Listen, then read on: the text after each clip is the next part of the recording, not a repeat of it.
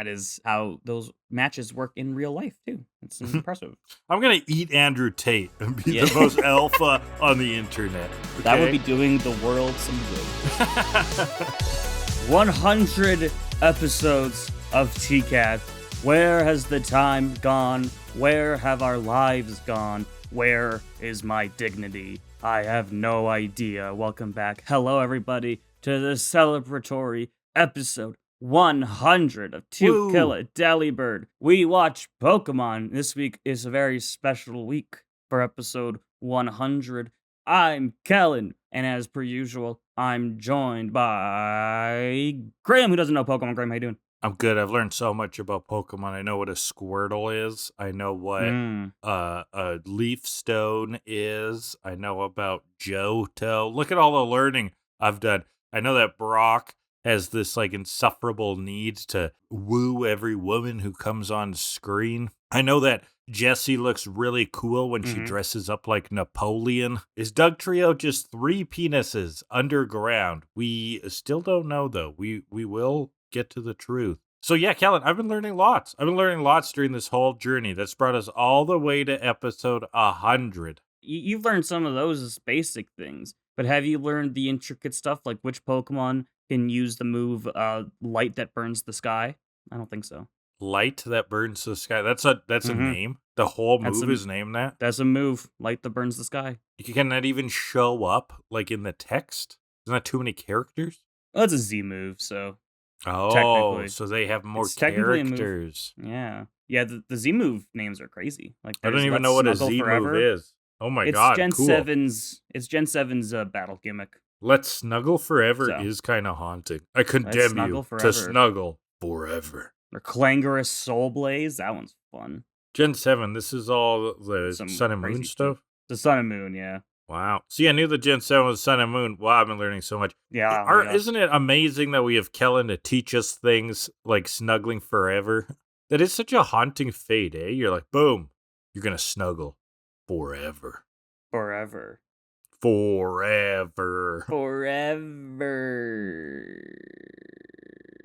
This literary hour brought to you by The Sandlot. Did you know that's what we were quoting? Not at all. Oh, that's from a movie called The Sandlot. I've heard of that movie. So bet you that's popular with our audience. Popular? I don't know. Popular. I saw Wicked on the weekend. Oh, I need to see that as well. It's pretty good. I wasn't really planning to, and then I saw clips on TikTok of what is this feeling, and I was like, oh, okay, I gotta see this now. Oh, yeah. No, it's better. I mean, I'm not really a musical guy, but it's better than I thought. It's better than I expected. Pretty good movie. From what I've heard, it's pretty good. It's a pretty good movie. I don't know anything about the musical. I went in pretty blind, but it was good as a movie. The main thing that turns me off is that why is it a 2-parter? Why are we doing that? Oh my god. Oh, I know, right? I know. That's insane. It's 2.5 hours and it's only part 1? That's crazy.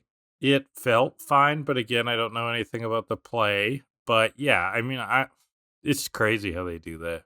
It is. Mm-hmm.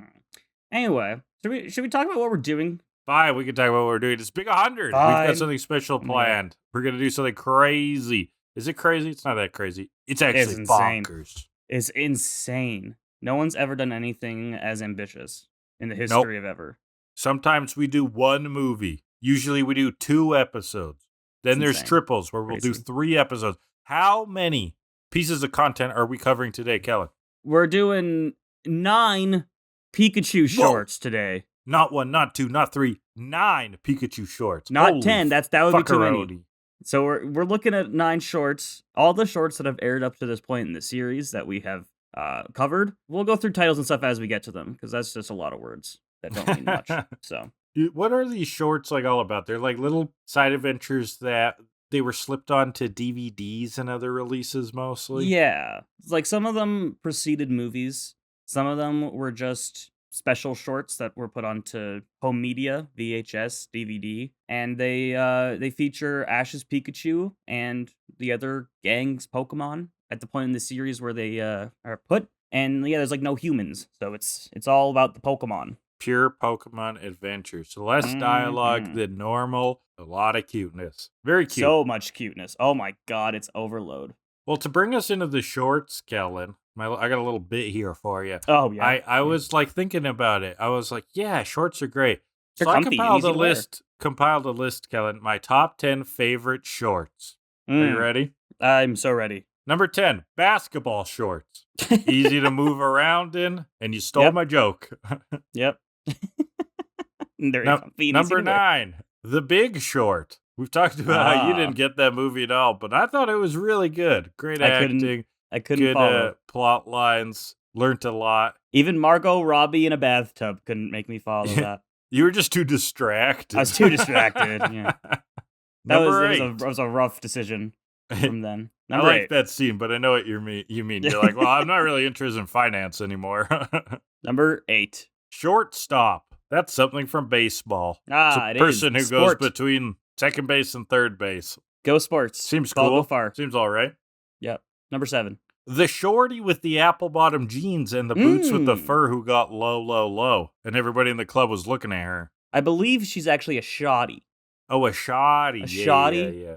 I don't know if there's a difference. It may just be I think vernacular. that's related Synonym? to it's related to short. They both come from the Greek shorticus, which means fat ass. Thank you. No, that's Thickicus. Oh, Badiacus. Yes. Number 6. Number 6, when my work meetings are short. Oh, Very that's good. delightful. Yep. Oh. But they also could have just been an email then. So. Oh, yeah, then I'm mad for another reason. Exactly. Good point. Yeah. Number 5. Toad in Mario. He's short. Hello! Mario! Just a short little guy. Who doesn't love Toad? You do a pretty good Toad. Hello! Can you scream something about, like, people are trying to eat me? In the Toad voice? I need a line. I need an actual line. Mario, the cannibals are back. Mario, the cannibals are back! That's pretty good. It's pretty good. They're gonna eat me! Mario! That does it for me. Number 4. Number 4. Shortcuts in racing games. Yes. Like Koopa Beach, you get the jump, stuff like that. Yeah, it's Shortcuts. nice. Some good shortcuts. What are the best shortcuts? Oh, The best shortcut in a racing game? This is so basic, but in that, like, Thwomp Thwomp Ruins in Mario Kart 8, I really like that jump near the end of the lap that you can go off. The corner it's cut just ones? a satisfying... They are. It's just satisfying. I don't know. It is, yeah. You should look up videos about, like, Mario Kart speedrunners and the shortcuts they use, because, like, when they say shortcut, they mean not developer-intended shortcuts. Oh, right. They mean, like, skips and clips and stuff like that. It's really interesting. They'll, like, you've probably seen N64 Rainbow Road. They just, like, jump off the side and skip half the track. I mean, I watched part of that. It's I wild. don't remember it. There's that big summoning salt video Yeah. on Mario Kart 64. I'll have to go back to that sometime. That is interesting stuff, yes. Number 3. Martin Short. He's a short. That's a good one. He's pretty funny. Martin Short's a Canadian treasure. Oh, he is a Canadian treasure. Oh my God. We got good comedians, Kellan. We do. We do. Is Steve Martin Canadian as well? He feels Canadian. I don't know Canadian. if he is, but I'm going to look it up. No, he's not. He was born in Texas. Oh. It's weird because he collaborates with a lot of those Canadian comedians like Eugene Levy, Martin Short, Catherine O'Hara. So yeah. Number 2. Shorting game stonk. Remember that? Paper hands, diamond hands. The memes were crazy. I had such FOMO after that. I could have gotten so loaded. You and every other person on the planet. Oh my God. Why wasn't I watching the Reddit stock Reddits? I mean, I was when that blew up. Not before it, but yeah. Ugh. Yeah, I know what you mean. But, dude, I remember having a conversation with someone at school, back when I was in grad school. That was, like, how old I am. About this thing called Bitcoins and how they were, like, $2 a coin. They're, like, $32,000 a coin. I still don't understand crypto. They're, like, $100,000 a dollar now. Something like that. I'll never understand $2 I got to bought in at. Ugh. Anyways. Number 1. When the evil robots rise up, but then they short circuit. A relatable event. That'd be nice. That we all know. Yeah. We all pray. Classic Tuesday. Except I really hope the robots don't come after me for this. They're like, we heard your propaganda on the TKAD podcast. Your anti-robot agenda. How the fuck did they find us? That's incredible. Did the algorithm get to you? Like, They are the algorithm. leave a comment below. They are the algorithm. True. Well, should we talk some cute-ass Pikachu shorts? Yeah. Kick us into the first one, Kellan. This is probably the most well-known one. Absolutely. So I watched this one a ton as a kid. Me too, actually. We're going to jump into the very first short, Pikachu's Vacation, or in Japanese, Pikachu's Summer Vacation. This one premiered in Japan. It aired before Mewtwo Strikes Back in theaters. It was a little short that played before the first movie. Did the same thing in the West when it came here. So it is a short that came before the first movie. That's essentially all you got to know. It takes place before the first movie. And so we're way back in the Indigo League in terms of timeline. It was also a big deal because it was teasing some of the upcoming Johto Pokemon. Couple Pokemon here. This is their first appearance. I remember as kids, reading in the gaming magazines, news on the playground, we were almost just as excited for Pikachu's Vacation to see Snubbull and Meryl It's Pikachu! as we were the movie. Isn't that weird?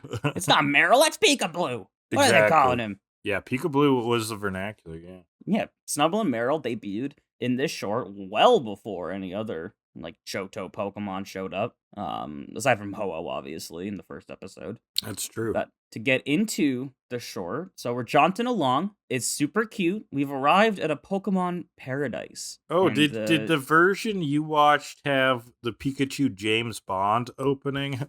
It was where he jumps through, Pikachu the movie? Yeah. It was like a circle that kept going on to him. Yeah, it reminded me of a Bond opening. And then he jumps through, and and then we get into it. Yeah. Sorry, I like that little Pikachu James Bond thing. They're cute, yeah. They're at a Pokemon paradise, and it's a classic thing that continues through all these shorts. We never see the gang's face. No humans are really shown. The gang is just like, hey, you guys go have fun. We're gonna fuck off and do other things, and we'll come back for you later. And then not showing their face was a good creative decision. It actually makes these feel distinct in multiple ways. Yes, they're distinct because they don't have the humans, but they make it distinct because they've Charlie Brownified it now. The gang feels like those mysterious background parents that you never see.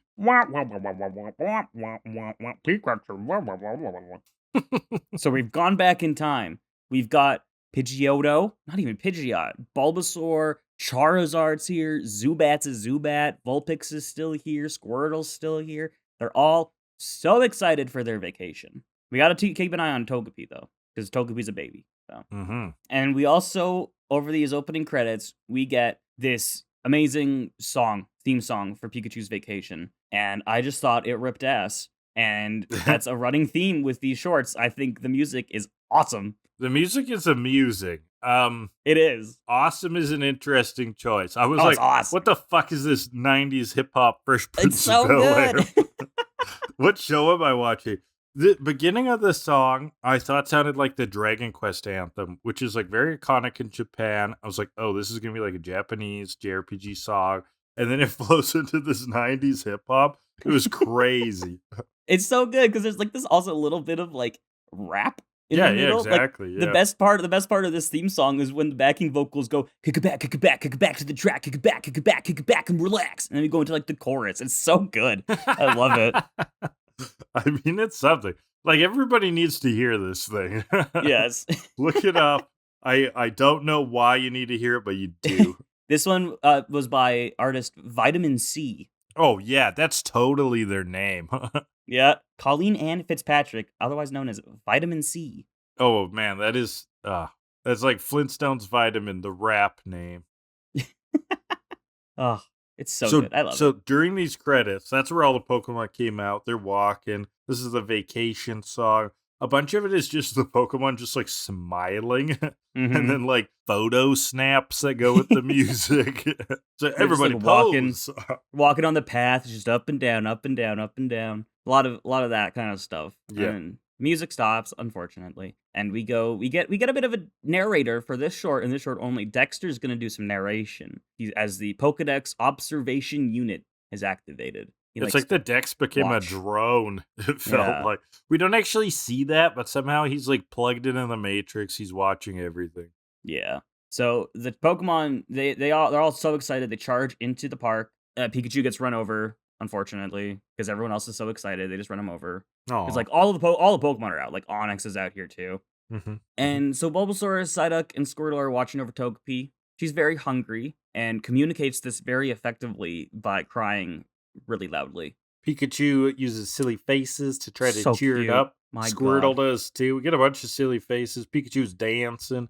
It's Nothing happened. Togepi's too hungry. So Squirtle's found an apple. Bulbasaur Razor Leaf sits down, but that fucking Psyduck motherfucker God gets damn to it. it first, and Togepi is upset. He has no idea what's going on. Togepi's balling again.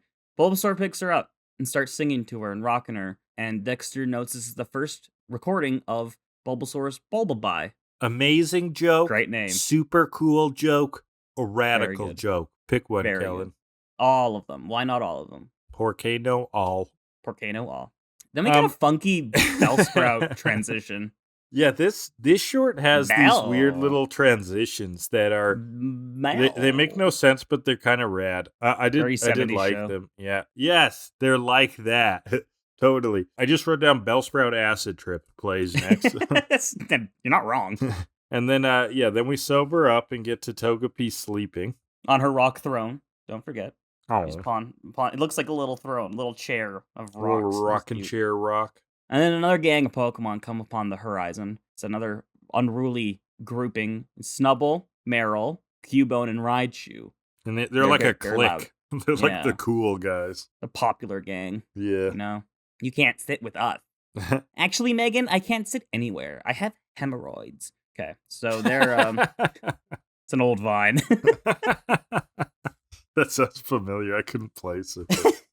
Yeah, Pikachu says hi, kind of talks them down, but holy fuck, they're just giving loud. this like bad energy. This is the kind of energy that like only teenagers can give. Like this is giving like high school cafeteria flashbacks when someone was just a problem. And they're permeating this nasty energy. A fight almost starts. The Dex tells us that Pokemon actually don't usually battle outside of trainer battles. That's kind of interesting. They compete in other ways. But yeah, these four are definitely like the kids that your parents say they don't want you hanging out with anymore because they're a bad influence. So. How many marijuana did they make you smoke? So many marijuanas. 4. 4 marijuanas? That's insane. That's insane. That would be crazy. Yeah, Pikachu's trying to pull him away. Dexter translates that he's saying that we should set a good example for the baby. And the baby climbs up onto a precarious log. Togepi's going to set an example for everybody. We know how Togepi does that. So he's on the log. We get water Pokemon we get this water transition. Pokemon transition. Yeah, Magikarp. Trippy again. Yep. Pikachu follows Togepi onto the log, and the log goes bonkers. Starts rolling. Pikachu struggling, but Togepi is a nationally recognized log rolling champion. So she's doing great. Yeah, she won in Quebec City 3 years running. Yeah. It's very impressive, honestly. Like, it's getting to a point where everyone that goes there is like, oh, not Togepi again. And this in the bracket, like the first people to go up against Togepi, they're like, God damn it, I only get like one match. No one's gonna beat this fucker. People don't team up with Togepi because they always fall off, and Togepi just takes all the glory. It's really rough. So Pikachu falls into the river. Then he loses his balance. The log continues into the water, and it's like, oh no, Togepi went over the waterfall. But no, Togepi got off at some point. She's just wandering down the riverbank. Slowpoke's in the clouds. Slowpoke. Or transitioning. Slow. And then we see Snubbull and Squirtle. They're puffing their chests out at each other. Chest off. They're trying to, be more manly, I guess. Yeah, it's just like an alpha showdown. Yeah. Squirtle gets alpha'd over, just so falls he's the beta. over. Yeah. Bulbasaur's going to step up. And he starts like rolling his eyes, and so Snubbull does too. But then Snubbull gets too dizzy and falls over. So that makes Bulbasaur the Sigma. Oh. And as is fashion, Bulbasaur the Sigma now devours the other Pokemon. Yep. That is how those matches work in real life, too. It's impressive. I'm going to eat Andrew Tate and be the most alpha on the internet. Okay? That would be doing the world some good. He probably tastes awful, just full of steroids or something. Nicotine, yeah. No, thank you. The other three step up now. There's like sparks flying between Meryl and Squirtle. Pikachu arrives with Togepi, and he gives just like a sigh, like, oh, bother. These boys. Ugh, not again. And then it's a Primeape transition. Hoo-ha. Punching. And we go to a match. All these Pokemon are watching. Squirtle and Meryl are going to race. They're going to swim, and they're going to race to the end. And so many other are watching. Pikachu's going to call it with an Electrode as the gun. Yeah, an Electrode is the freaking gun. And it kind of freaks everybody out. The Electrode rolls in, explodes, the race starts, and all of these Pokemon got fucking knocked out. What a way to go. And no one was able to watch because they were just all fainted. Yeah, the whole crowd fainted. It was real unfortunate. They're racing, and there's this great other song playing as well. Like, ooh, catch me if you can, bend it in. And try to catch me if you can. Yeah. Sick. It was a good touch. It belonged in a Sonic game. Like, it was working. Yeah. Meryl pulls ahead, but then bumps into a Starmie who blasts her against a wall. Squirtle's pulling out, then he's going until he suddenly starts to go the wrong way because he perched up onto a Goldeen who was swimming in the opposite direction. Oof. He tries to speed up to catch up to her, and he touches the wall, but Meryl's already up and celebrating. She won. Sag. And then it's Executor and Oddish this time as the transition. Dancing by, high as hell. We know how it goes. Weird. Now, Raichu, his lightning is flying. He's, boisterous and blathering. The lightning is scaring Togepi. And some of the lightning kind of hits Pikachu. So now Pikachu is going to step up. Pikachu's like, I've been dealing with all this bullshit. I've just been letting it slide. He's done mediating. So Pikachu's sparking, and they match faces. And I think what's happening here, Kellan, walk me through this. Raichu is positively charged. Pikachu is negatively charged. Their cheeks attract, and now they are stuck together in the face region, and they just start zooming. Sure. That sounds scientific enough to me. Mm-hmm. Yep. They zoom, and they really zoom. Oh, they zoom. It's a Mazda commercial here. It really is. Happy Honda Days, everybody, by the way. It's December. So... Is that a promo they do? December Honda Days? I don't know if it's December, but there's definitely Happy Honda Days. It's definitely a thing. Here to announce our new sponsor, Honda. If you want a car that'll last, get a Honda. So they're running super fast. We don't have a sponsor. Sorry, they don't sponsor. They go up a waterfall, and they go down a zip line across some logs, and then they go through a hedge maze, like it's literally pretty cool. through the hedge maze. I think it would have been funnier if they actually did the maze, though. Like if they followed it along, but they solved the maze at like lightning speed. Yeah. And then they pull Cedric Diggory's body out on the way back. Pikachu and Raichu return. That wasn't He's even back. out then. Never mind. He's back. Yeah, he's back. That's boy. Funny. That's my boy. And the band in the background is still just like playing the really happy music. Yeah. That's my boy. Okay. Cool. Teenage death. He becomes a vampire. Comedy. And then it's Diglett Dig, trio transition. Diglett Dig, trio. Team Rocket has their Pokemon here too, apparently. Arbok, Weezing, and Meowth some of them are taking a cat nap, and Raichu and Pikachu just hit them. A running theme in these will be Meowth doesn't catch a break. Yeah. Which I love. It's funny. It's very good. It's great. And it's a very super short segment, because then we go into a Farfetch transition. Bunch of Farfetch. They're trying to shove as many Gen 1 Pokemon in this thing as possible. Mm-hmm. And so then Hitmonchan and Hitmonlee training Pikachu, they barrel through that, and they just go flying in the air too. And then we go to a Chansey transition. Chansey's dancing around. A Chanseysion. Nice. Yeah. And Charizard's napping. Tail on the road. No spatial awareness for this guy. This is the loaded gun, baby. Yep. Pikachu and Raichu run through, step on his tail. He wakes up, starts chasing them. He's pissed off. He's like, I'm a fucking Charizard. You can't step on my tail, bitch. He gets ahead, blows him back, off of a cliff. Flapping those wings. Right onto a Snorlax, where a Snorlax is sleeping, and he rolls over and crushes them. They are dead. Yeah, they just like come out faint. Oh my god, that's brutal. And so everybody else is here. Everyone's back.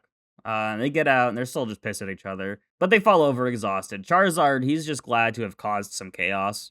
But he's too distracted and flies right through like an obstacle course jungle gym thing and gets his head stuck in some kind of pipe. Yeah, some kind of kiln-looking thing. I don't really know what it is. Some kind of heating unit, but man, his head is deep in there. He was hot and bothered, and now he's just bothered. Meowth is yelling, "Keep it down!" He's still trying to nap. And Charizard, freaking out in this thing, sends a flamethrower. It shoots up the top, the exhaust, and just smokes Meowth right in the face. Yep. And he's back down. Can't get over that. And then we get a Magnemite transition. Magnemites everywhere. This one's so long. Yeah, it was strange. Like, okay, a lot of Magnemites. This one's kind of like a jump scare, too, because it's like slowly building up the Magnemite and the Magneton, and then it just hits you with the Magnemite, like loud and in your face. And I was like, Jesus Christ, that was a lot. Yeah, it was a little much. But, we get to see lots of Pokemon. These transitions are the kind of thing, like I think one of my parents took me to the first movie, and I'm imagining them sitting there, seeing these transitions and being like, what the fuck are we watching? Absolutely. There's no plot development going on here. Who are the characters? We don't know any of them. They're just noises, yeah. Where's Archie Bunker? Where's Hawkeye from MASH? Boy, the way Glenn Miller played. Okay, so Charizard's stuck in the days. Those were the days. And you knew where you went. Okay, boys so Charizard's were girls and girls were men. So Charizard's stuck in this thing. And the gang's Pokemon have tied a rope around his legs. They're working together to pull him from the machine. Like, even Onyx is helping out. And the fact that they can't get it out with even Onyx there feels crazy. But it doesn't look like Onyx is really doing much. Onyx does some fucking spatial manipulation throughout these shorts. Like, his size is changing like crazy. But he's a small little guy now. Yeah. They're pulling. Charizard ain't budging. The other group of Pokemon's just kind of laughing at them. Charizard's so sad. Charizard's upset. Scared, yeah. He's like, is this my fate now? Am I oven head? Old oven head. This is the new Mega Charizard, everybody. Stationary. He can only shoot vertically. Stuck in an oven. So Pikachu pleads with the other group. Please, help us. We need your help. And they talk it over. And they're in, except for Cubone, who's like, what the fuck are you guys doing? Why are we helping them? Well, and the Dex fills us in that Cubones are the lonely Pokemon, and they tend to only care for themselves, which makes it extra sweet when he crosses the picket line. Cubone, what are you doing? You scab. Why are you not scab? You can't scab. That's not okay. Yeah, see, I always thought Cubone was the lonely Pokemon because its mom is dead. Yeah, it's just like sad. It's not because it has this superiority complex. Right. So, oh well. So they're all working together to pull Charizard from the pipe. And Cubone's still like sticking up his nose, and he's not going to do anything. But Charizard still won't move. And he cries out. Finally, Cubone steps in, and this little, like, 50-pound guy, this little tiny dude was just all the strength we needed now. Just an extra couple pounds of force, apparently. Yeah, I mean, you don't think he's pulling a lot, but they succeed, and Charizard goes flying. And this is when Meowth has had enough. There's so much noise. Up above on the cliff, he pulls out, that's right, a bomb, okay? He's got a bomb. He's going to blow them all to Kingdom Come so he can finally nap. And Charizard and Psyduck, who is also flying, land on Meowth, and the bomb explodes underneath Charizard. Yeah, everyone else went flying, but Psyduck held onto that rope. Yeah, he's followed Charizard up and away. So yeah, they blow up, and Meowth will take a nap in the hole now. I think I'll nap right here. I'll nap right here. Pokemon celebrate their success. Yeah. Preliminary analysis from Dexter. Pokemon prefer cooperation to competition, as we see them work to rebuild this jungle gym thing. Interesting. Yeah. And there's another transition. Jigglypuff this time. Woo. And the theater falls asleep. Yeah. Everyone's asleep, including the parents who were asleep 5 minutes ago. Yeah. It's amazing how that works. I did the math after this. All of these transitions, because the Jigglypuff one's the last one. The short's about 20 minutes long. Mm-hmm. These transitions account for approximately 1 minute and 55 seconds. That's a good chunk. It's nearly a tenth of this entire short. It's nearly 10%. That's a good chunk of it. It's just these like weird noises and Pokemon, yeah. Wild. So the Pokemon are all playing. Pikachu and Cubone are on the swings. That's cute. Some of them are on the slide. Vulpix and Togepi's playing on the sand. Charizard's being kind of coy about like a seesaw. He's too cool to play, but he wants to play. He's like pretending that he's being annoyed, but he's pushing the seesaw down. It's funny. It's nice. I like that from Charizard. And at sunset, the gang is back. Yeah, sweet sunset. Calling for their Pokemon. Our group head out, but not before Pikachu and Snubbull exchange a handshake.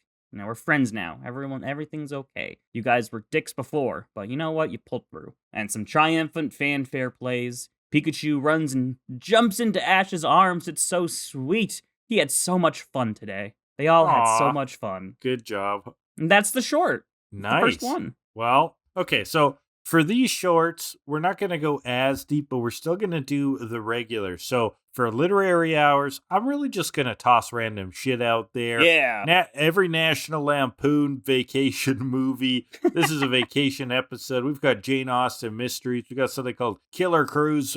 Jane Austen novel takes place on a cruise ship. It's a vacation story. We've got the Diary of a Wimpy Kid books have random vacations in it, including The Long Haul, which is a vacation as its entire plot. That is deep literature. What do you think, Kellan? Vacations, all I ever wanted. Also, Winnie the Pooh getting his head stuck in the honey tree. Oh, yeah, good one. Good one. That's that. All right, let's pour this thing. This time, today, normally, we go to the plastic ping pong picture of objective ratings. We pull 2 arbitrary categories and rate the episode based on those categories.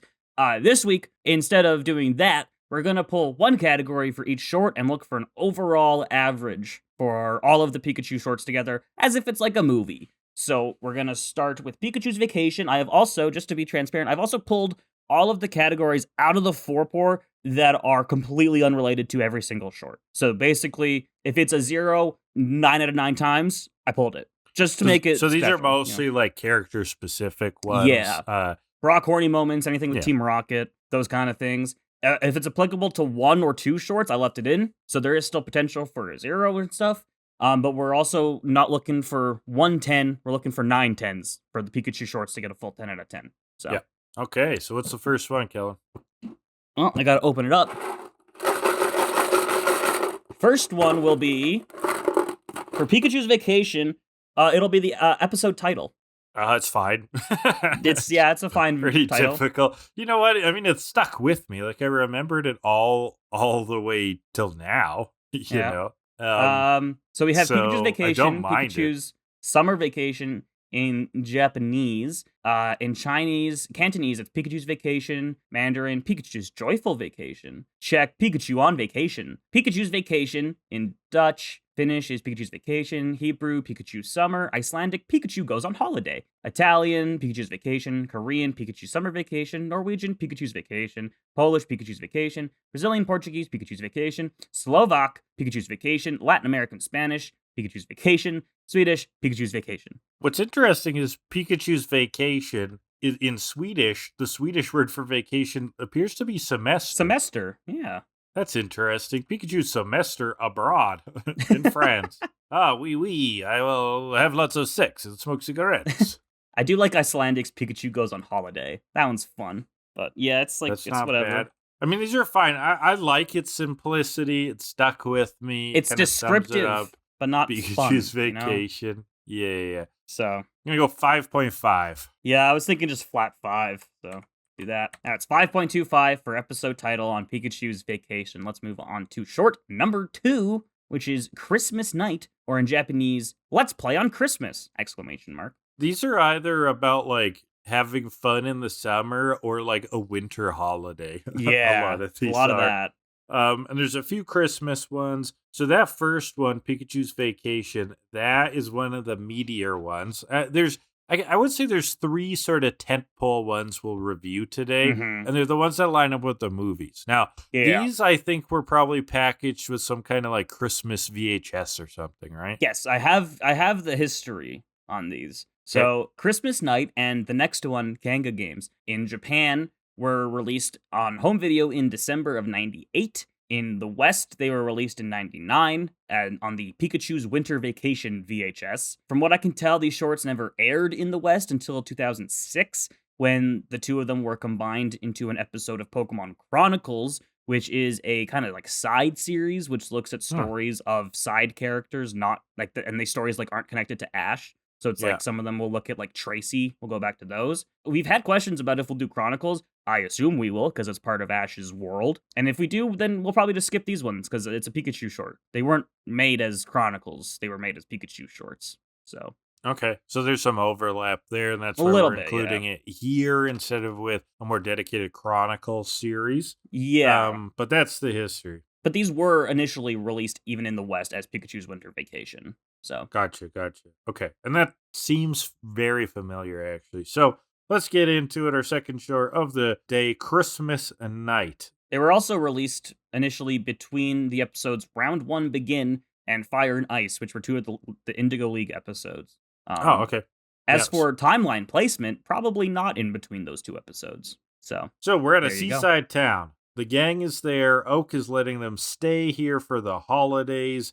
Pikachu, Togepi, Psyduck, Squirtle, Bulbasaur, Vulpix, they're left alone in this house. There's a tree and there's a fireplace. I guess the gang's going into town for some groceries or something. They're getting a cake, I believe. Oh, they're getting a cake, right. The Pokemon all admire the tree. They're like, oh, fuck yeah, that's a tree, all right. That's a Christmas tree. That's a tree, baby. Squirtle sees the food, and then they all go to the kitchen. This whole thing is just like partying and hijinks, the Christmas episode. They find party hats. Oh, so cute. Fruit. They find sparkling cider. The works. They find everything. I like how they're all putting on party hats, and Psyduck is like sticking it in his mouth. He's like, trying to eat what is this? He's so funny. They figure out that they gotta be put on, though. And Psyduck tries to put his on, but it falls onto his tail. It's funny because Psyduck has the one with all the question marks on it. Yeah. How applicable. Togepi and Pikachu, they see their reflection in the ornaments. That's super cute. Love that. Yeah, and there's some funny faces in there. Classic. Some Christmas cookies. Bulbasaur finds one that looks just like him. Oh my god. Nice. It's like me. And he goes to eat it. But Squirtle is right there. He's trying to pop a party popper, and he does it, and it startles Bulbasaur. They, hit each other, and then the cookie goes flying, and Squirtle eats it. Now Bulbasaur's upset with Squirtle. Aww. Vulpix gets her head stuck in a stocking. And Vulpix. Yeah. We didn't see anything of Vulpix ever in the show, but this was so stinking cute from Vulpix. Oh yeah. He just bonks into a wall. Bonk. And Psyduck is trying to open that sparkling cider. It's got a cork. He wants to get fucked up. He's shaking it, right? Which is bad. It's carbonated. Come on. I think he hears the bubbles. He shakes it, puts it up to his head, and he's like, ooh, and keeps shaking it. Squirtle and Bulbasaur are still fighting. They're chasing. Have, a bit of a rivalry relationship. I think they're close, but it's a tense closeness.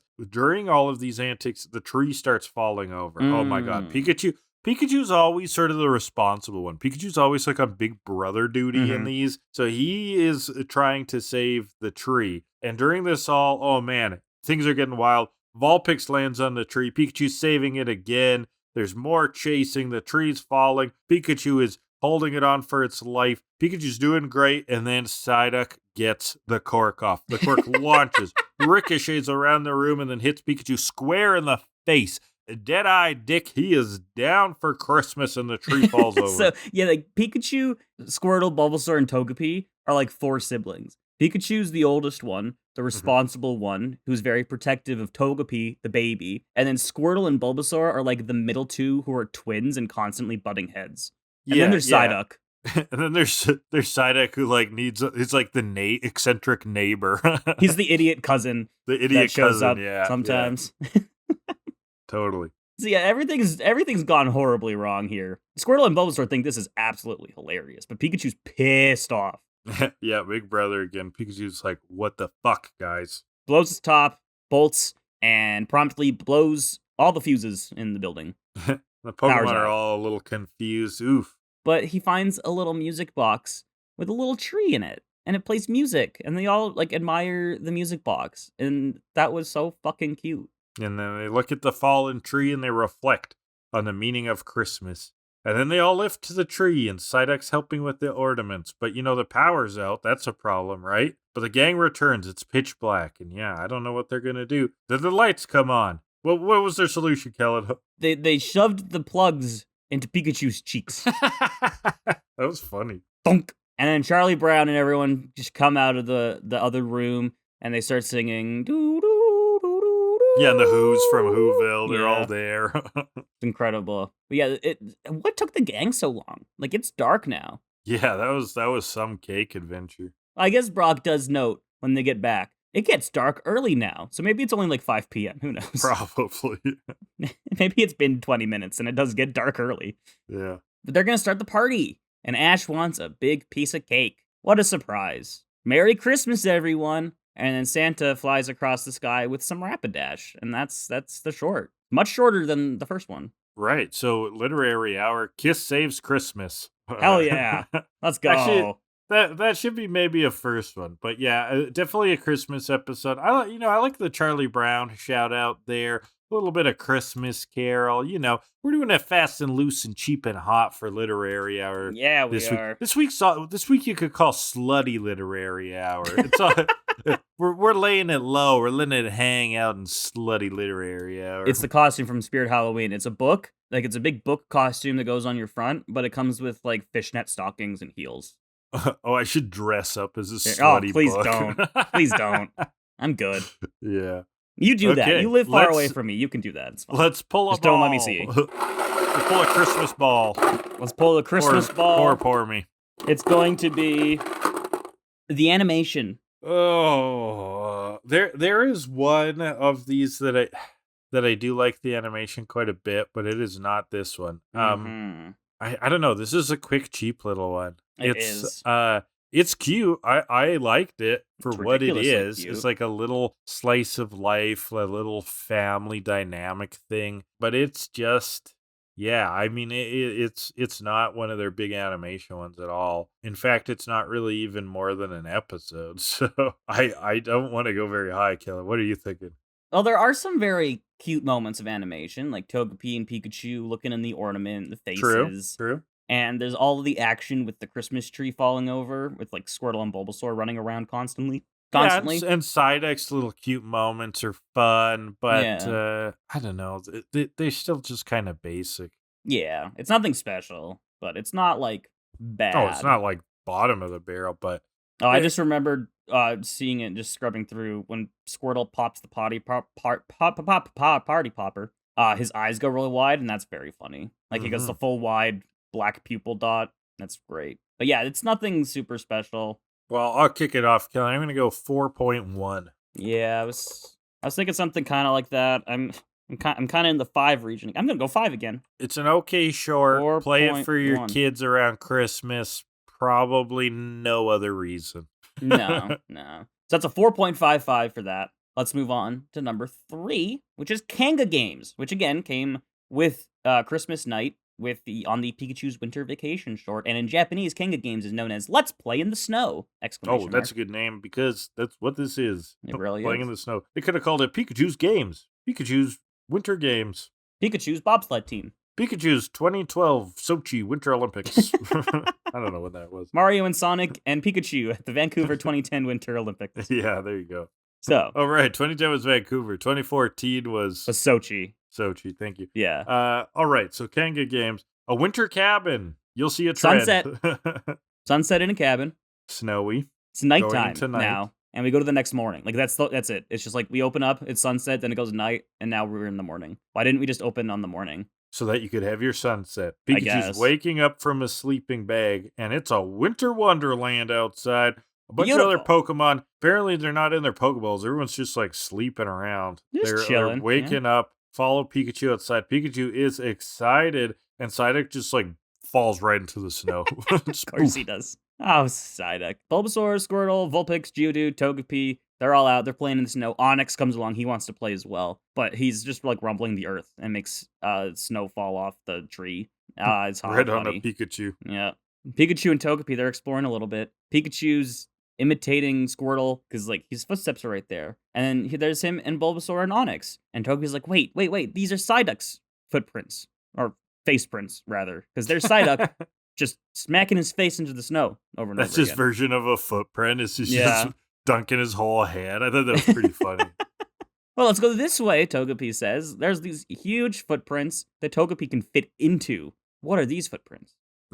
Large, stomping footprints. And then we meet him. It's a Kangaskhan, baby. All Kangaskhan's are female. Oh, right. Then we meet her, Kangaskhan. Gotta check my Kanga. biases at the door. I felt like, because we've seen Kangaskhan before, I felt like the voice of Kangaskhan felt way off. Because it was just like, it was a little strange. Kangaskhan. That was it. That's all it was. It was just a guy. I couldn't remember what it was like in others, but Me yeah. neither, but it was like a breathy person. like it felt like it had to be more dinosaurish. Because it's yeah. Kangaskhan, and it's big and intimidating. This one's just like, Kangaskhan. I don't like it. It feels like it's trying to do ASMR, but not very well. And It was very like ASMR-y. Oh, yeah. Like, I can get behind some ASMR, but not all types of ASMR. And this one does not do it. I don't get ASMR at all. Does that make me weird? No, it's a response only some people have. Like, not everybody has the response. What is the response? Is it not entirely sexual? No, it's not inherently sexual at all. No, it's audio sensory meridian response, I think. It's just like the soothing sounds give you like the tingles that make you feel good, you know? Oh, so it's not about busting a nut. Okay. No. That's where I went wrong, Kellan. I mean, of course there are ASMR kinks. Some people. There's kinks for everything. I actually thought it was mostly that. No. Well, I'm learning now. Well, because you just get the idea of like someone whispering in your ear and like, oh. Oh. I think it's because lots of ASMR are like really good looking women. Yeah. I mean, they found the market, so they know their audience. Anyway, so Kangaskhan came straight from the ASMR studio. They got those weird ear things that are also mics. And all the Pokemon see the Kangaskhan and they're entranced, right? The little guy pokes out too. But Squirtle's just like doing his own thing, chucking snowballs around, hits the baby Kangaskhan with a snowball. Little Kangaskhan thinks this looks real fun, but it seems kind of shy.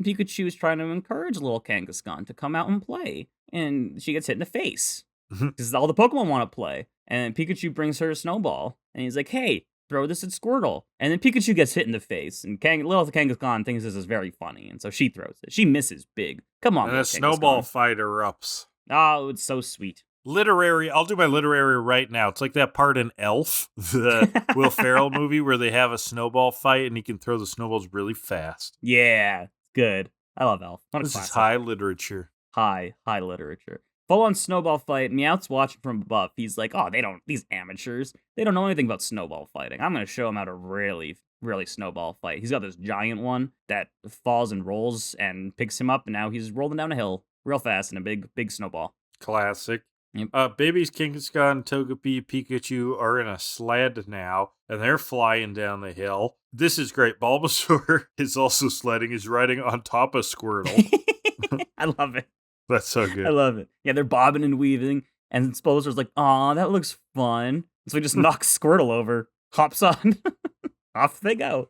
Geodude, Vulpix, and Psyduck are on Onix. That's a heck of a sled. And they're all riding down the hill, and then Onix is like, then things get a little out of control. They're barreling down very fast until they all somehow end up on Onix, and they're heading right towards a lake. And as we know, rock and ground, not so good with water. So we got especially Onix. We've seen before, Onix. like just like a hint of water paralyzes that big boy. The fucking sprinklers did it. So. Yeah. Pikachu covers his eyes. I liked that. It's like, no, I don't want to see what happens next. We'll all die. So Kangaskhan, Mama Kangaskhan, comes running out at breakneck speeds. Does the like Superman with a train thing. Yeah, holds right on it. Just in time. Comes to a stop. That was close. Oh boy. Stops her right before the lake. Great. Now the Pokemon get to play with the Kangaskhan more. This is a little bit bonkers. Like some of them are like in the pouch. Some of them are on her ears. Yeah. Some of them on their back. Literary hour. It's like that mission in Super Mario Galaxy where you got to climb all over the queen bee to get the star bits, and she's like, "Ooh, that feels good." I'm like, "Oh, this is this is disturbing. This is weird." So yeah, they're basically just using her as a jungle gym. Oh yeah, but okay. And at sunset, oh wait, they have to say goodbye. What a day! What a day for Lil Kangaskhan. And the gangs mons wave them off, and then they get like really sad for a second. They just like remember Kangaskhan and the baby, and they're like, "Oh, now we're depressed." And then the gang's back. Then they get cheered up. Yeah. So they're all gonna leave. Okay, and then it starts snowing, and everybody laughs. But Pikachu jumps right into Ash's jacket, which was super cute. That's Togepi jumps into Misty's and Vulpix into Brock's. Very adorable. Psyduck just wants attention, though. Like, all these Pokemon are being cuddled, and Psyduck's just there like, Psy? Me. I want. Look at me. He always Please. just wants attention. Just wants attention. And yeah, it starts to snow, and that's the short. Another very quick one. We've already done a couple slutty literary hours, so let's get right into the forepaw for this Kanga Games. Yeah, this is another quick one. Like, both of these wintry ones, they're fine. They're fun. They're cute, but they're overall small little bites of experience. Yeah. So the category for Kanga Games will be the Pokemon cries. Oh, but okay. That's not well, good. the I don't like Kangaskhan one was ass. the Lil Kangaskhan was cute. I liked Lil Kangaskhan, and of course all the gangs ones are fine. But yeah, there's just like Kangaskhan, Kanga. Like it's not different enough. That's just a human. That's the main cry. I think you got to put a lot of weight on that one. Oh, hate that. That's a 3. Yeah, I don't like it either. It was kind of stanky. I'm going 2.3. Man, that's really stanky so far. cry. It's just going downhill. It's 5.25 to 4.55 to 2.65 for Kanga Well, Games. I think the forepaw tells us something about ourselves, humanity, love, life, and art. And with that, I think things will be going up, Kellan, because we're now reached what I would say is the second kind of meaty one. There's three. Yes. There's three kind of more substantial ones today. Pikachu's Vacation being the first one. This next one is Pikachu's Rescue Adventure. This, I believe, was from Pokemon Movie 2, Pokemon 2000, right? So this would have been another one I saw in theaters at the time. And this one's kind of fun. This one's interesting. Yeah, this one played before the second movie. In Japanese, it is called The Pikachu Expedition. Sweet. I like that. To remind everybody, Movie 2 came during the Orange Islands, so we're in Gang version 2, which ditched Brock, and we have Tracy. So we got Venonat, we got Meryl, there's no Scyther, but that's about it. Yeah, just Venonat and Meryl for this Meryl. Little journey. And Pokemon are sleeping. Togepi watches a bunch of Ledyba fly above, and I thought that was interesting, because, we're not in Johto yet, and there's, a few Johto Pokemon here. Like, a ton of Ledyba. Oh, yeah, that's true. This was Orange Islands. But, of course, Movie 2... being right kind of at the precipice, having Lugia, that sort of thing. Yeah. So I didn't think anything of it, but you're right. These would have all been more new Gold and Silver Pokemon. It was, yeah. So there's a couple. Yeah. Yep. Togepi falls down a hill, and the other Pokemon wake up. That's the thing. We gotta rescue Togepi. But first we see Meowth, who's lost in a forest of some kind, when Togepi barrels right into him. Into his face. Go flying, and boy, does Meowth have it rough this short. They go past some Dugtrio and then down this massive hole. Like a giant hollow tree stump. Yeah. Is what it looks like. And the Pokemon are following. They get to the stump and they're calling down. And then here comes Psyduck. Runs right into him. Kaboom. They go down as well. And now the opening credits play. This was kind of weirded me out, actually. Well, they're another great infinitely falling through this tunnel. They're just falling what felt like forever while the song is playing. Yeah, and the song starts with, if you're tumbling and your spirit falls. Oh, God. It's very on the nose, eh? Yeah.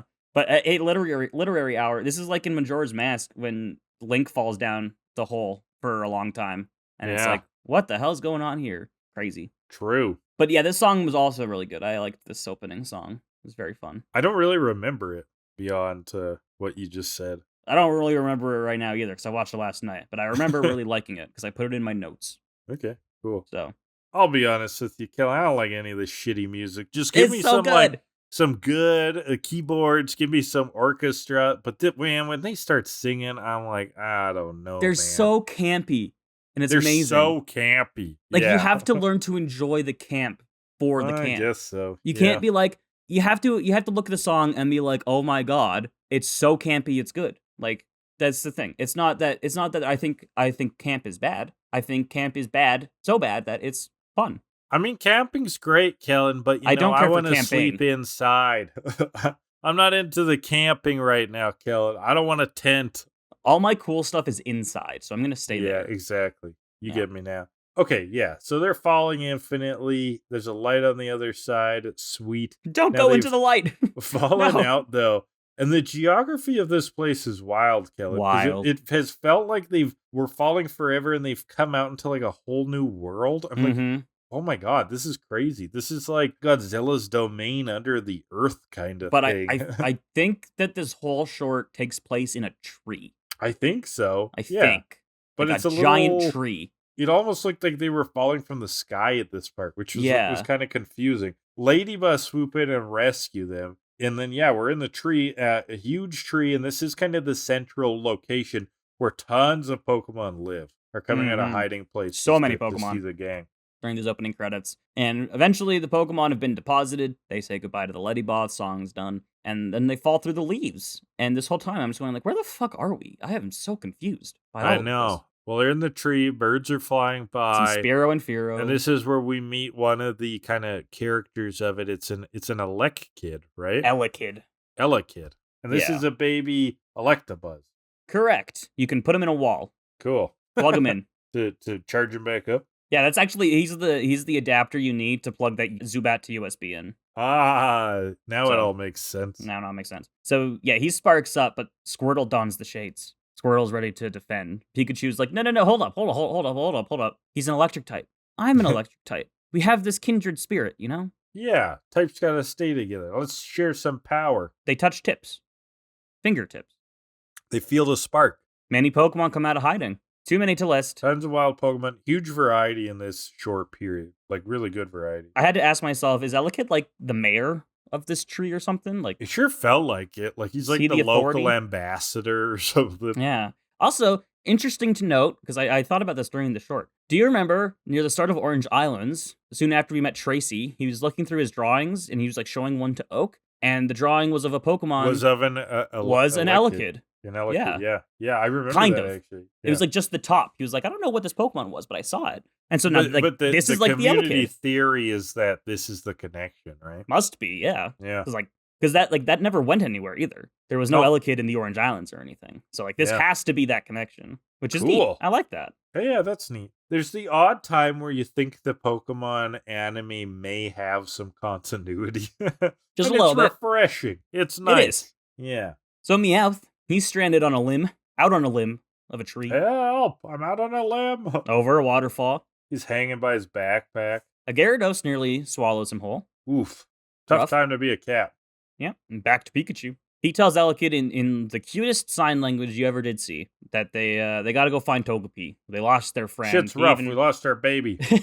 He even imitates Togepi with his face, which I love when Pikachu does his imitations. And so Elekid has an idea, and they follow him into the big tree. And then we get this really long transition of moving through the tree, which is just like a lot of still PNGs. I didn't love this. Being moved around the screen to give the illusion of movement. Especially for like this playing in theaters, this looked cheap as hell. It did. But I think that's because the rest of the short is actually quite artsy. It's pretty good. Yeah. Like there are some different art styles going on. For sure. And these are kind of zoomed out views of the tree and like all the Pokemon kind of fluttering about. Like there's a lot of detail. Just this part and the tunnel part were both kind of like, okay. But yeah, there were like I saw that and I was like, oh, this is really bad looking. I mean, maybe it was better in 2000. Yeah, I don't know. But there were other moments where I looked at the tree, the art of the tree in the background and stuff. I was like, "Ooh, that feels way different, and it feels really cool." So yeah, I agree. Win some, you lose some, you know. Yep. So finally, Elekid trots up to a flimsy branch. The gang follows. They're all exhausted though, but Elekid points up. He sees all these execute. He's like, "Okay, we're gonna eat these execute for energy. Get some protein in you guys." Yeah, let's get a cracking. But there's Togepi. Pikachu says we can't do that because Togepi's right there. So we've solved the problem, right? Yep, that's it. That's the short. Now, this is interesting. So Togepi's in the nest, and the execute around it are pretty angry. And, this is where you got to use your counting abilities. A pack of execute typically comes with half a dozen eggs, right? But there's only 5 here. Oh, no. And a Togepi. Instead, they think that Togepi is the 6th egg. But, hey, you know what? In a few months, those egg prices, they're going down. So you might be able to afford a new one. That half dozen small loan. That half dozen eggs no longer going to be $4. So God damn, eggs are expensive. I love eggs. All I want to do is eat eggs. Hey, Costco still has good egg deals, I think. So oh really? Hit the Costco. Hit the SCO, everybody. The SCO. The SCO. Yeah, Bulbasaur tries to use his vine to pick up Togepi, but one of the eggs just fucking bites his vine. Oof. How many nerves are in a Bulbasaur vine, do you think? Ooh, yeah, I don't know. Is it more sensitive or less sensitive? It seems pretty sensitive. Is it like biting an arm or biting a penis? I think it's like a penis. Yeah, that's how I they would say so. orgasm. They like rub That their no, vines I together. wasn't gonna go that far, but sure. It's really hot. Let that silence stand. Yeah, I was just gonna let you live in that one. Let that silence sit a little bit longer. I was gonna let you marinate in what you just Let said. me atone for my sins. Let you think about what you just did. Let's wrap it up. Okay, good. Okay. Yeah. So, ignoring that, Togepi tries to get out, but the eggs are following her. Aw, it's cute. It's like Nice. they want her to be one of them because they need another egg. So we all need 6 eggs in our life. And so the gang just kind of ditches Togepi. They're like, all right, fuck it, whatever, leave her behind. We'll figure this out. But yeah, they're looking for something else. And we go into a little cave, and on the other side of this little cave, there's this beautiful like waterfall meadow thing. And I saw this, and I just thought, like, man, this is like Skyward Sword in Zelda with one of the fountains at the end of the temple where Fi dances around. It's just like, it looked just like that. It's crazy. This is a Zelda-ass tree, It is. it? This is a Deku tree. This is the Deku tree. This was what's going on inside that Deku tree, unfortunately. Yeah. Oh, it's not Goma, it's Pikachu and the gang. And so some Blossom pop up and dance. Another Johto Pokemon we wouldn't have seen at this point. Yeah, this is where the Bollywood dance scene starts. This is so fucking cute. A ton of Pokemon just dancing about. There's water Pokemon too, kind of filling it in. Yeah, Blossom starts off, Vileplume and Gloom join in. There's Seeking and Magikarp. There's a Poliwhirl who says Poliwrath the whole time. There's Goldeen, there's Poliwag, Tentacool. They're doing a conga line, and this is all too cute. And then they finish the dance, and the pawn just like does the jet thing, like at a Vegas fountain. Yeah, and the gang all clap outside the Bellagio as that one. Oh fuck, what is that song that always plays? Oh. The Elvis song? No, it's an opera song. Viva it's in Step Brothers at the fucking Catalina wine mixer. Catalina wine mixer. That's not Ave Maria, is it? No. I know exactly what you're fucking talking about. This is gonna sound bad. It's by that blind singer. The opera singer who's blind. Opera. And it's like Conte Partiro. Portivillari. No. Conte Partiro, something like that. My Italian is time to say goodbye. Yeah, I was right. Yes, yeah, time to say goodbye is the English. There you go. Yeah. At the fucking Catalina wine mixer. Andrea Bocelli. I hate having to call him that black guy. I couldn't remember his name. Anyway, he's very famous. The fucking Catalina wine mixer. The fucking Catalina wine mixer. That's a song that they use in Vegas a lot. I don't. No, they use it outside the Bellagio, which is like where the big fountain show happens. They use a few different songs, but I don't associate that at all. The only song I associate with Vegas is Elvis's "Viva Las Vegas." As like not Vegas in general, specifically that hotel with the water show. Yeah, but like it's as characters are like driving through Vegas and you see the reflection of the lights in their sunglasses. Yeah, and you just got that like "Viva Las Vegas." True. Viva Las Vegas. So where were we? The Bollywood dance scene. Bollywood dance scene. They finished. And this really has nothing to do with anything. It was just a cute moment because then Pikachu's like, wait, fuck, we have a mission. We're doing something here. Yeah, so they give the water Pokemon a tip and keep running into the cave. Don't quit your day jobs, kiddos. There's your tip. Now we get to Clefairy. Some Clefairy are jumping, and they're metronoming at the same time. This is dangerous. What do they do in metronoming about? Kaboom! They go... They blow up everything. Were you going to say they go blasting off again? Yeah, kind of, a little bit. And it blasts the Pokemon out and across the tree onto some of these bouncy leaves, which they're having a fun time on. Yeah, and Elekid and Pikachu are like bouncing up them. Felt very video gamey for a moment. It's like in Wind Waker when you go up the tree in the Deku pod things. Oh yeah. It's very much like the Lost Forest, the Lost Woods in that game is full of the Forbidden Woods, yeah. The Forbidden Woods, thank you. It's the temple or the dungeon. Yes, the temple, yeah. Now, cut away to Meowth. He's still stuck up there. He's doomed. But someone's bouncing up to him. Pichu and Elekid are bouncing along and smashing him. All three of them fall, bounce on a Snorlax belly. If you hit A, the moment you hit the belly, you get a boost. And now they're into a waterfall on a Gyarados. This is crazy. Meowth's mad. He's like, go find your own Gyarados. Kicking Pikachu, who, of course, bolts. And Gyarados, quad weak to electric, dies. Meowth blasts off alone. And Looks Pikachu like and I'm Elekid blasting off a load. go flying off somewhere else. But now the clouds come in. Ooh. There's a storm over Pokemon anime especial. The gang's tired. The wind's picking up. Pokemon start hiding in the holes amongst the tree. Psyduck gets knocked over, of course. Wind's blowing. Rustling all of the execute nests. Some are going to go flying, but the Pokemon hold on to them for dear life. And the More rain's Pokemon come to pouring. help. The winds pick up. They a can't huge hold on much struggle. longer. All of the other Pokemon come. Wigglytuff and Slowpoke and Mankey, Sandshrew, Vulpix, Pidgey, Machop, they're all helping out. Togepi's nest almost gets taken away. Togepi's scared as hell. Oh god, Snorlax is here though. Snorlax comes in. The Snorlax kicks ass here. Snorlax is going to help blocking the wind. Acts as a wall. Lightning, though, is knocking over branches. This is getting worse and worse. Pikachu runs up a stump, zaps into the storm. What the fuck was he doing here, This was Kellan? awesome. What? Can you explain it to me, though? Why was he zapping the storm? He's like trying to like get rid of the lightning? I can't explain it. It was just fucking cool. Okay, cool. It was just Elekid's sweet. gonna help combine their electricity, cross streams into a giant electric bonanza. They fight off Zeus himself. Zeus comes down. He's That's like, "What are pretty you much guys what it doing? was. Could you Like, stop let's that, fight- please?" Let's fight lightning with lightning. Zeus comes down, and in a total twist of character, he's like, "Guys, stop it, please. Cut it out, guys. Please. I'm supposed to do I'm lightning. just trying to throw my lightning. Ugh." He storms Thor has off. been Storms getting off. all of the hot press with those Marvel movies. This is my time. A storm is my time. So, yeah, they fight off the lightning, but like one big bolt sneaks through the tree, and now a fire has started. Oof. But it's fine. Squirtle and Meryl put it out pretty quick. Got them water guns. Yep. But the winds pick up Bulbasaur again. almost flies away. There goes Togepi's nest. Bulbasaur grabs it, but the wind's too strong, takes him. All the Pokemon have to make a chain, except for Psyduck, because Psyduck is useless. Yeah, do whatever. They gotta save this nest. Snorlax is gonna anchor this thing. Oh, but there's some apples flying by. Ooh. Oh, no.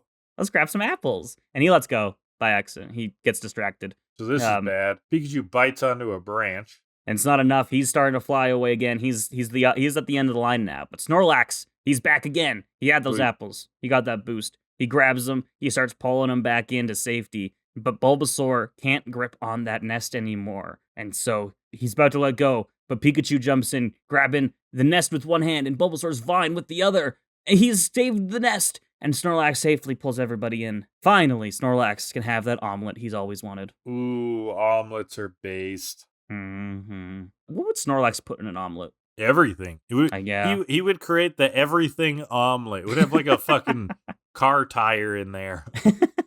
Literally anything in a 50-foot radius. Yeah, all of matter omelet. It's a lot of fucking eggs. I mean, it's really just trying to show up the everything bagel. He went and Yeah. ordered an everything bagel, and it just had poppy seed and dried onion on it. He was like, what the fuck? What happened That's to not everything? That's 5 things. Yeah. Come on. Why is it called everything? That's never made sense to me. No, same with Like, all dressed chips. not I mean, that's true. I believe that's just a Canadian thing, but they're basically paprika, onion, and vinegar. They're very good. I love them. They're But good that's chips. not all things. Yeah, it is. It's 3 things. That means all, didn't you know? 3 is everything. Yeah, apparently. We can only count to 3. Yeah. So the storm eases. The sun is back, and then a Dragonair flies across the sky. It was that motherfucker. It was that thing that caused the storm. Started the storm. Oh my god, what an asshole. There's some dewdrops on a leaf. Very art. Togepi.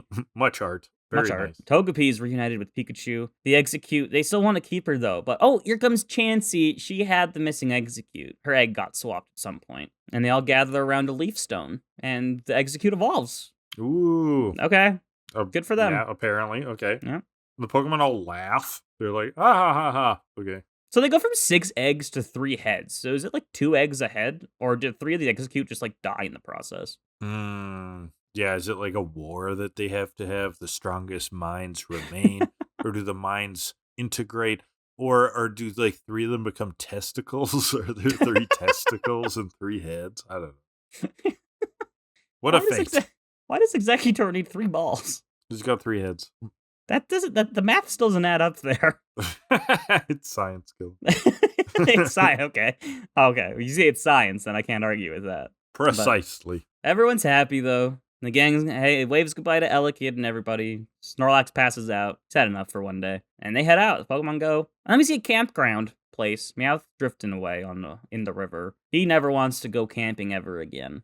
And then it's sunset. Ooh, the humans wake up and they're like, "Where the fuck have our Pokemon go?" Like, must have been playing the whole time. They see him in the pond. Yeah, Pikachu jumps with a freeze frame. So cute. I love it. Classic. That's the short. Okay, literary hour. Journey to the center of the earth. Because when they dropped in there, it felt like they discovered a whole new land with all of these, a whole new civilization. Very interesting. Journey to the center of the earth being a Jules Verne novel, I believe. There's a 50s movie. I've definitely mentioned on the podcast before.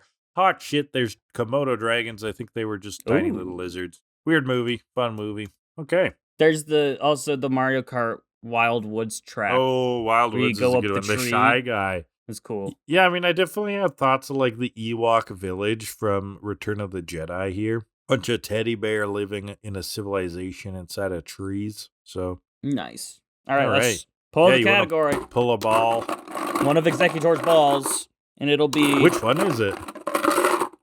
The left one, probably. It's the soundtrack. Well, Pokemon 2000 had a baller soundtrack. However, I don't really remember the music from this. It had less of your camp, like usual. I mean, it had the opening song was the tumbling song camp. was campy. The rest of it was like more orchestral stuff. I don't know. Yeah. How did you feel about the soundtrack? See, here's the problem. It wasn't like crazy memorable, but it was good. Yeah, like there had been. I need to like go back and look real quick, but like there had to have been some good stuff in that lightning storm when they're fighting Zeus himself. There was, yeah. It wasn't okay. So what's interesting is Pokemon 2000 during their action and danger scenes, the music goes fucking bonkers. Mm-hmm. Like it's like electric guitars, synth keyboards, like people are shredding.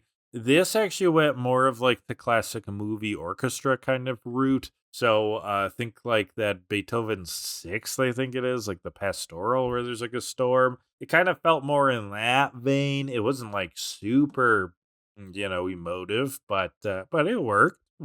Yeah, and looking at it again, like there's the campy song. I think the Lightning Storm song music is actually scored very well. There's some pretty intense stuff going on there. I think it's like an orchestral thing, right? Yeah, and I think overall with that being like the rest of it being an okay soundtrack, having that really good bit, and also the really campy song, it's above average for me. I'm gonna go 6.8. No, it's above average for me too, especially coming off like Pokemon 2000 itself was so strong that music-wise that I think this vibes with some of that. It's not as strong. Don't let your Weird Al bias influence your score. I'm gonna go with a 7. 7. So that's a 6.9. You did that on purpose. Nice. So that's a 6.9 for that. So let's get into short number 5, Winter Games, or in Japanese, Let's Play on the Ice, which these two came out, or this one with Stantler's Little Helpers, the next one came out in Japan in December of 99, and in 2000 in the West on the Pikachu's Winter Vacation 2 VHS. So there you go. That's where those ones came from. And they also came out right between the Chikorita Rescue and Once in a Blue Moon. So it was right after Ash got Chikorita, because we are in Johto. Gang V3, Barack is back. There you go. This kicks off with we're camping. We're out in the woods. So good. We're fully in our sleeping bags. We're full-blown camping. No, we are doing glamping. Late 90s hip-hop. This is very much like Donkey Kong 64 rap. Like, this is like that kind of super cheesy. Pokemon are dancing. They're smiling. Do the holiday rap. Do the holiday rap. And then Pikachu break dances. It's winter vacation. Time for celebration. Check out the tune that's becoming a sensation. Out on the street. They're all moving to the beat. Dancing so fast, you can't even see their feet. Some hot words, Kellan. It's amazing. And then spit Pikachu, it. Pikachu breakdances. Psyduck breakdances. He does the rapper arm cross pose because he nailed it. Which is very nice. Yeah. Incredible. And I'll say it. I love these songs so much. Every 100 subs on Twitch, I'll make a cover of one of these songs. I'll do it. That's amazing. I'll fucking do it. You'll make it. You'll record a cover. I'll make a cover. Yeah. Are you musical? Not at all. Cool. That's even better. He'll do it. And he's aggressively white. I'm very white. You want to hear him rap. They'll be terrible, and I'll do it. I can rap. I can do Hamilton. Come on. Okay. So we're in a cabin. Yeah. I think Hamilton's been becoming your Lord of the Rings. I love Hamilton. We need a jar. I do too, but like, need a jar. You bring it up a lot. Yeah, we need a jar. That's funny. So, Comedy. So Chikorita and Heracross are here. That's the point where we are. Squirtle's still here. Vulpix is here. Poliwag's still a wag. Oh, but we missed the Chikorita does a twerk. She does some twerking in the rap. Yeah. Pikachu spins on his head. That was impressive. Poliwag is a wag, a wet ass gussy. Oh no. So they're in a cabin. Yeah. The gang's go into town. The Pokemon are all watching them leave from the window like a dog or a cat would. I liked that. And Chikorita is just like, when Chikorita first joined, this is good continuity. She didn't get along with everyone else, right? She's she's kind of sad. She's very jealous. Squirtle and Bulbasaur are having fun. Again, they're the mischievous twins. They're making face prints on the window, so they're blowing hot air on there. And then Togepi and Pikachu follow. It's very cute. Yeah, Togepi, I think, says, Pikachu, you should try this. And so Pikachu does it. And then Togepi tries to do it too, but she can't get enough breath out. Yeah. She doesn't have the lungs for that. But she's having fun regardless. Yeah. Chikorita feels left out, so Pikachu, goes over there, kind of is trying to comfort Chikorita, say what's wrong, pull her into the fun. And during this all gets kind of hit, a slipper goes flying, Togepi's crying. Everybody's exasperated. I don't know where the slipper came from, but all the Pokemon try to console her, and Vulpix tickles her, and that works. That's cute. But Pikachu ain't happy with Chikorita. Not happy. And she runs off. And so they all got to go after her, and she runs face first into a giant icicle. And everyone laughs at Chikorita, which definitely adds salt to the wound. This is kind of, this is some bullying. And then the Pokemon have more of a musical party. It's incredible. They discover that you can make music on the icicles. And Pikachu signals to Heracross, hey, use your horn. Use your horn. It's like a tuning fork, Yeah. Smack them. So they start playing them like on a xylophone. And I got to say, their music, it's no Bocelli. No. It's like baby discovers keyboard. Yeah. It's like you got your nephew the bongo toy because it's like, oh, he likes to hit things that make sound. Or that like childhood xylophone, you know what I'm talking about? Like the red one. Yeah, the very bright colors. Yeah. Oh, classic memories. But yeah, it's not very good. Chikorita starts razor leafing the icicles down, which scares them all. And she runs. So they chase her, and they approach a big skating rink, big slab of ice, and Chikorita slips and slides across. Pikachu's like, oh, that looks fun. I'm going to do that. I love this, because multiple times now, it's like, we're going after Chikorita to get her to be our friend. And they get distracted by, like, and some then they fun just find, like, a fun game. A toy, yeah. Yeah. So he goes sliding down, because all the other Pokemon knock him down the stairs onto the ice. He goes face first into Chikorita. So they're sliding across. Chikorita sort of anchors a leaf into the ice, stops them. Chikorita is still mad. Pikachu's trying to be a bit more playful, but he's like, what is her deal? Kind of sticks at her tongue at her. That's cute. And now the Pokemon are all sliding on the ice. They're going to have some fun. Fucking blast. They're spinning Togepi around. Squirtle is spinning on the ice. Spins right into Geodude. And Squirtle's the one that gets hurt here because Geodude is a rock. Well, Squirtle wants to get like spun around, but Bulbasaur just whips him. Yeah, he just sends him flying like a pinball. Yeah, and he got a big lump on his head. But here's Meowth. He thinks that looks like a lot of fun. Wherever the fuck Meowth came from. Yeah, why is he around? But Jesse and James are never around in these. Like that's weird. He's like, yeah, I'll show you how to skate, and he just steps and goes immediately out of control. He gotta remain calm and in control. And now a good Canadian reference here. They're curling. Poliwag is like sweeping in front of Meowth like you would a curling rock. Yeah. And it just makes Meowth keep going faster. Hits a tree covered in snow. Hurry hard! It's a good shot. Those aren't fornication noises. It's a sport played in the North. Mm-hmm. Called curling. But Chikorita gets in on it too with her leaf. She's also sweeping. Cool. He flees into a tree. Yeah. Snow dumps on him. And somehow the others want to try that. Meowth Meowth gets in on it and sweeps in front of a Bulbasaur, flings him into a tree, and that's funny. When Meowth got hit into the tree, wasn't funny. Bulbasaur getting hit into the tree, hilarious. Humor. Bulbasaur whips back at Meowth, though, who is now spinning like a top. Meowth out of control hits Squirtle. Even without Team Rocket, I'm blasting off anyway. And during this all, Chikorita's warmed up to them a bit, I guess. Yeah, she's feeling better. Everyone's laughing. She's laughing with them instead of having them laugh at her. And at sunset, they're all enjoying the ice when the gang finds them after finishing their shopping. I thought we told you guys to stay in the house, assholes. Y'all are grounded. Y'all are grounded. So, Ash thinks, everyone must have gotten along just fine. Everyone got along great. Let's go home. Psyduck trips. Oh. And Pikachu and Chikorita jump at Ash together. Very sweet. And then we just get a random shot of the city, and that's the short. And there you go. So, I don't know. The short was kind of fun, actually. It was cute. It was cute. Yeah. And I do like where it, reminds us about how far Chikorita's come from. The stuff on the ice is pretty fun. Kind of reminds me of those ice skating scenes in a couple old cartoons. So let's talk about, classic Charlie Brown Christmas special. There's those ice skating sequences where they're all out there. And especially how Snoopy runs is just like Meowth on the ice. Cats and dogs, Kellan. Not so different anyways. And then there's also this part in Bambi where Bambi's learning to skate that they'd made into a Christmas short that I saw a bunch as a kid, where it's Bambi and Thumper on the ice. That's also very similar. So I don't know if these count as literature. They're more like Rinky Dinky Donkey Christmas cartoons, but that's where we're at. Ice Rinky Dinky? Ice Capades. Ice Rinky Dinky, very nice. Got him. All right, let's pull me a ball. Pull them all, pull me a ball. What's the call with the ball? This ball will be the exasperation station. Okay, is this the one? There was a good exasperation.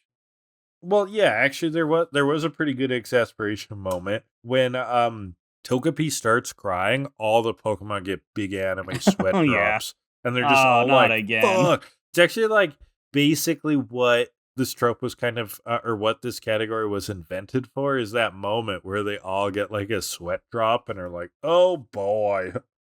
Oh bother! It's just something that really resonates in this art style. It looks really good, and you feel it a lot. So that's exasperation. There's definitely exasperation from Pikachu, especially when Chikorita's still mad. He's on the ice. He's like, "Fuck." Okay. Yeah.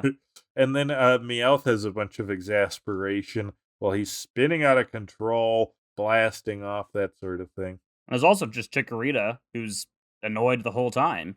Yeah, if annoyance is a kind of exasperation, sure. Sort of. I mean, it's not a long thing. We can't expect as much exasperation as an episode, but these were good exasperation moments, and it is an emotional kind of episode, as in it's playing on those exasperation moments. They're part of it. So yeah. I mean, I like this for exasperation. Is it perfect? 6.4. No, but it's good. I'm gonna go 7.3. Yeah, we gotta grade it on a curve because it's only 8 minutes. So yeah, this was a small. There's not as much time, so that's a 6.85 for that one. Let's go to number 6, Stantler's Little Helpers, or in Japanese, Christmas Night. Yes. Okay. And this is Kiss Saves Christmas, which was the name of the first Christmas short we looked at today. That's in Funny. English. That's confusing. So, when they released them again on DVD, all 4 of these Christmas shorts, they changed a few names of the shorts. They changed Christmas Night to Winter Vacation, Kanga Games to Winter Games, Winter Games to Winter Vacation 2, and then Stantler's Little Helpers stayed the same. Interesting. Yeah. Very weird. It's night. It's night sky. Christmas Eve. There's a tree. Maybe it's Christmas Eve. I don't know. There's a cabin. It felt like Christmas Eve. I think it's Christmas Eve. Yeah. It is, because they say Santa's coming tonight. Yeah, exactly. Pikachu's making faces for Togepi again. Very cute. Everyone's waiting for Santa. Yeah, funny faces. Hang their socks on their bed frames. Bedtime. Adorable. Cute.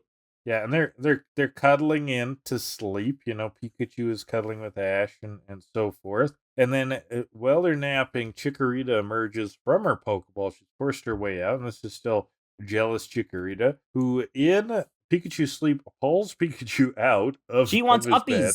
Uppies. And replaces Pikachu in bed with Ash. Wow. It was kind of cute, though. It was cute. It's pretty cute. But they also left the fire going. It was very irresponsible of these three. It's going to burn the whole cabin down. Yeah, that is just bad. That's a bad habit. Come on.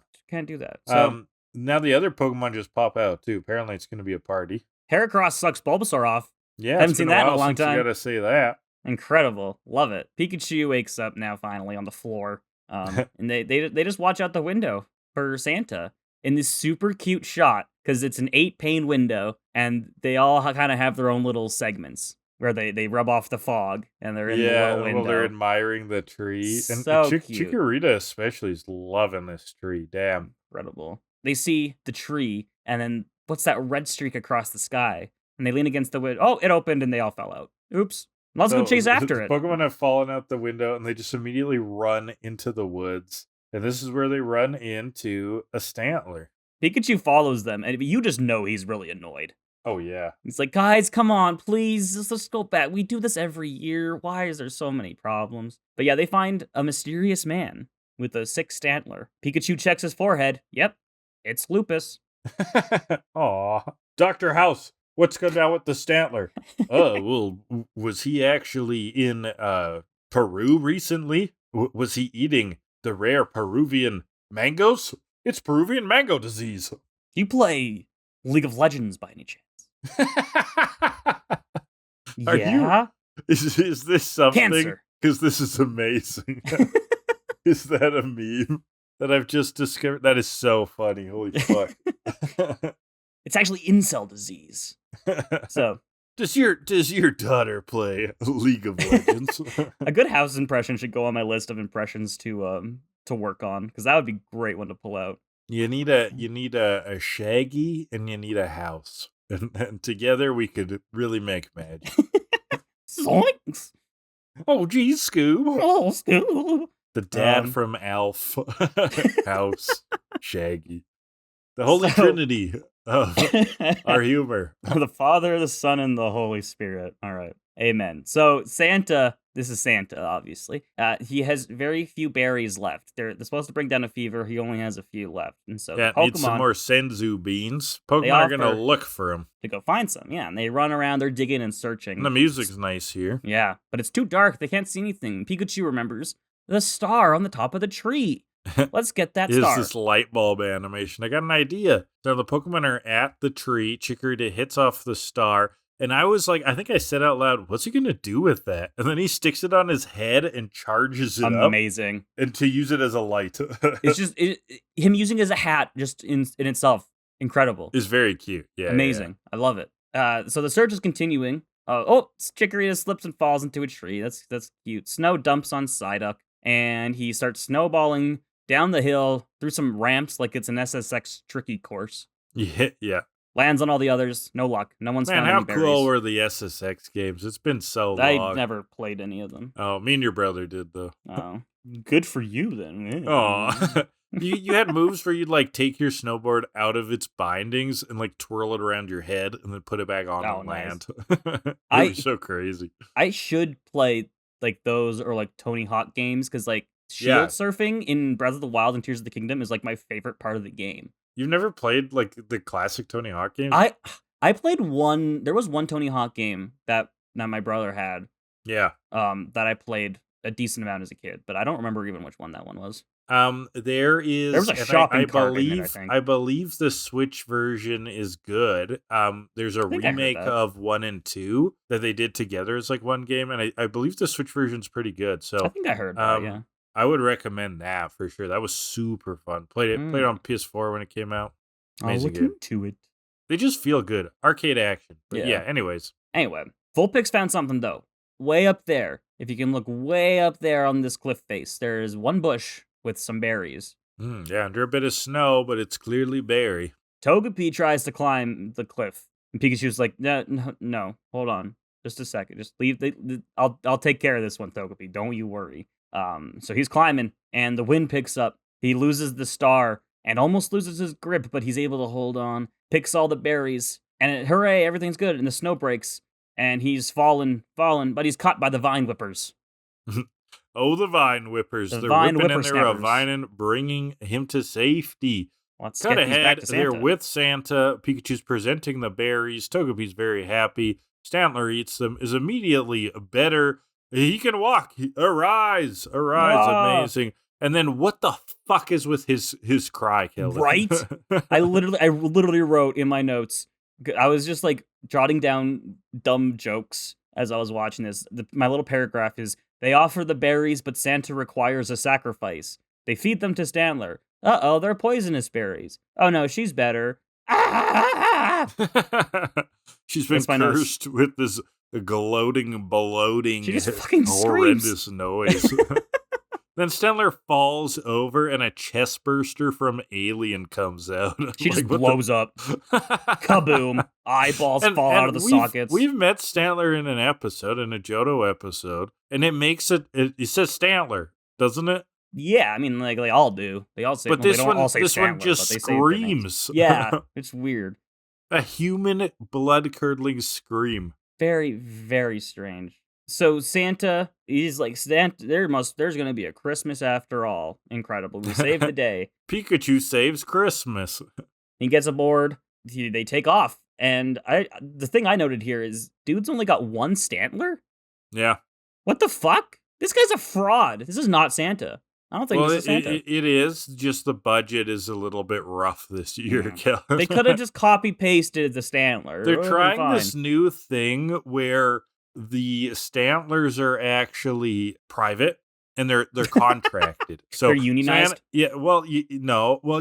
Actually, it's the opposite of a union.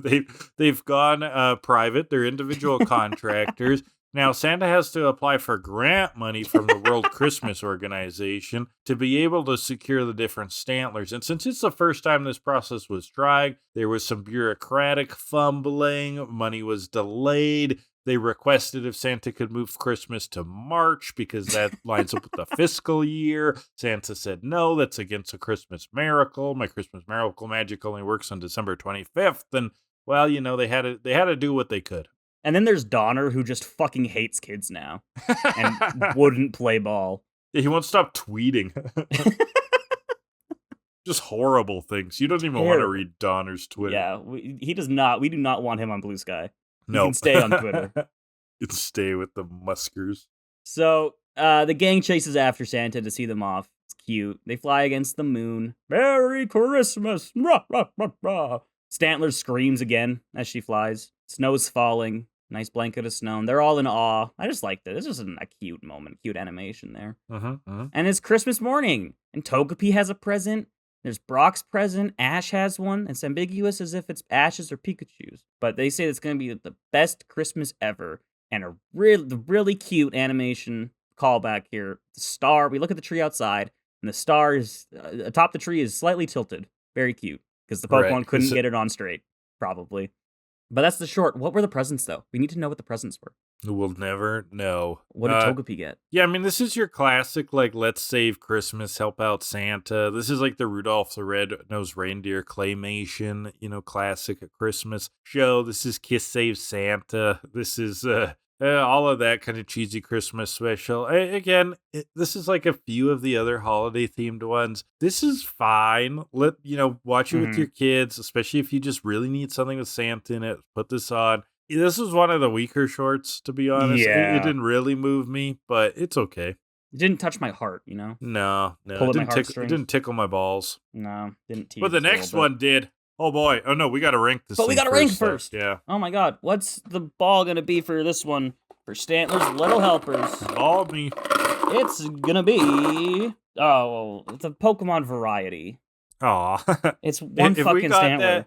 If we got that in the last episode, or the next the last short, or the next one, not the last short. If we got this in the short, the rescue, Pikachu's rescue, or the next one. The next one actually is crazy variety. You're right, but the variety in this one is trash. Come on, it's the gang plus Stantler. The only saving grace is that it's a lot of the gang's Pokemon. Now, is Santa a Pokemon? Sure, why not? I don't know. We have seen him in here before. Yeah. He's some kind of magical entity. Yeah, this is...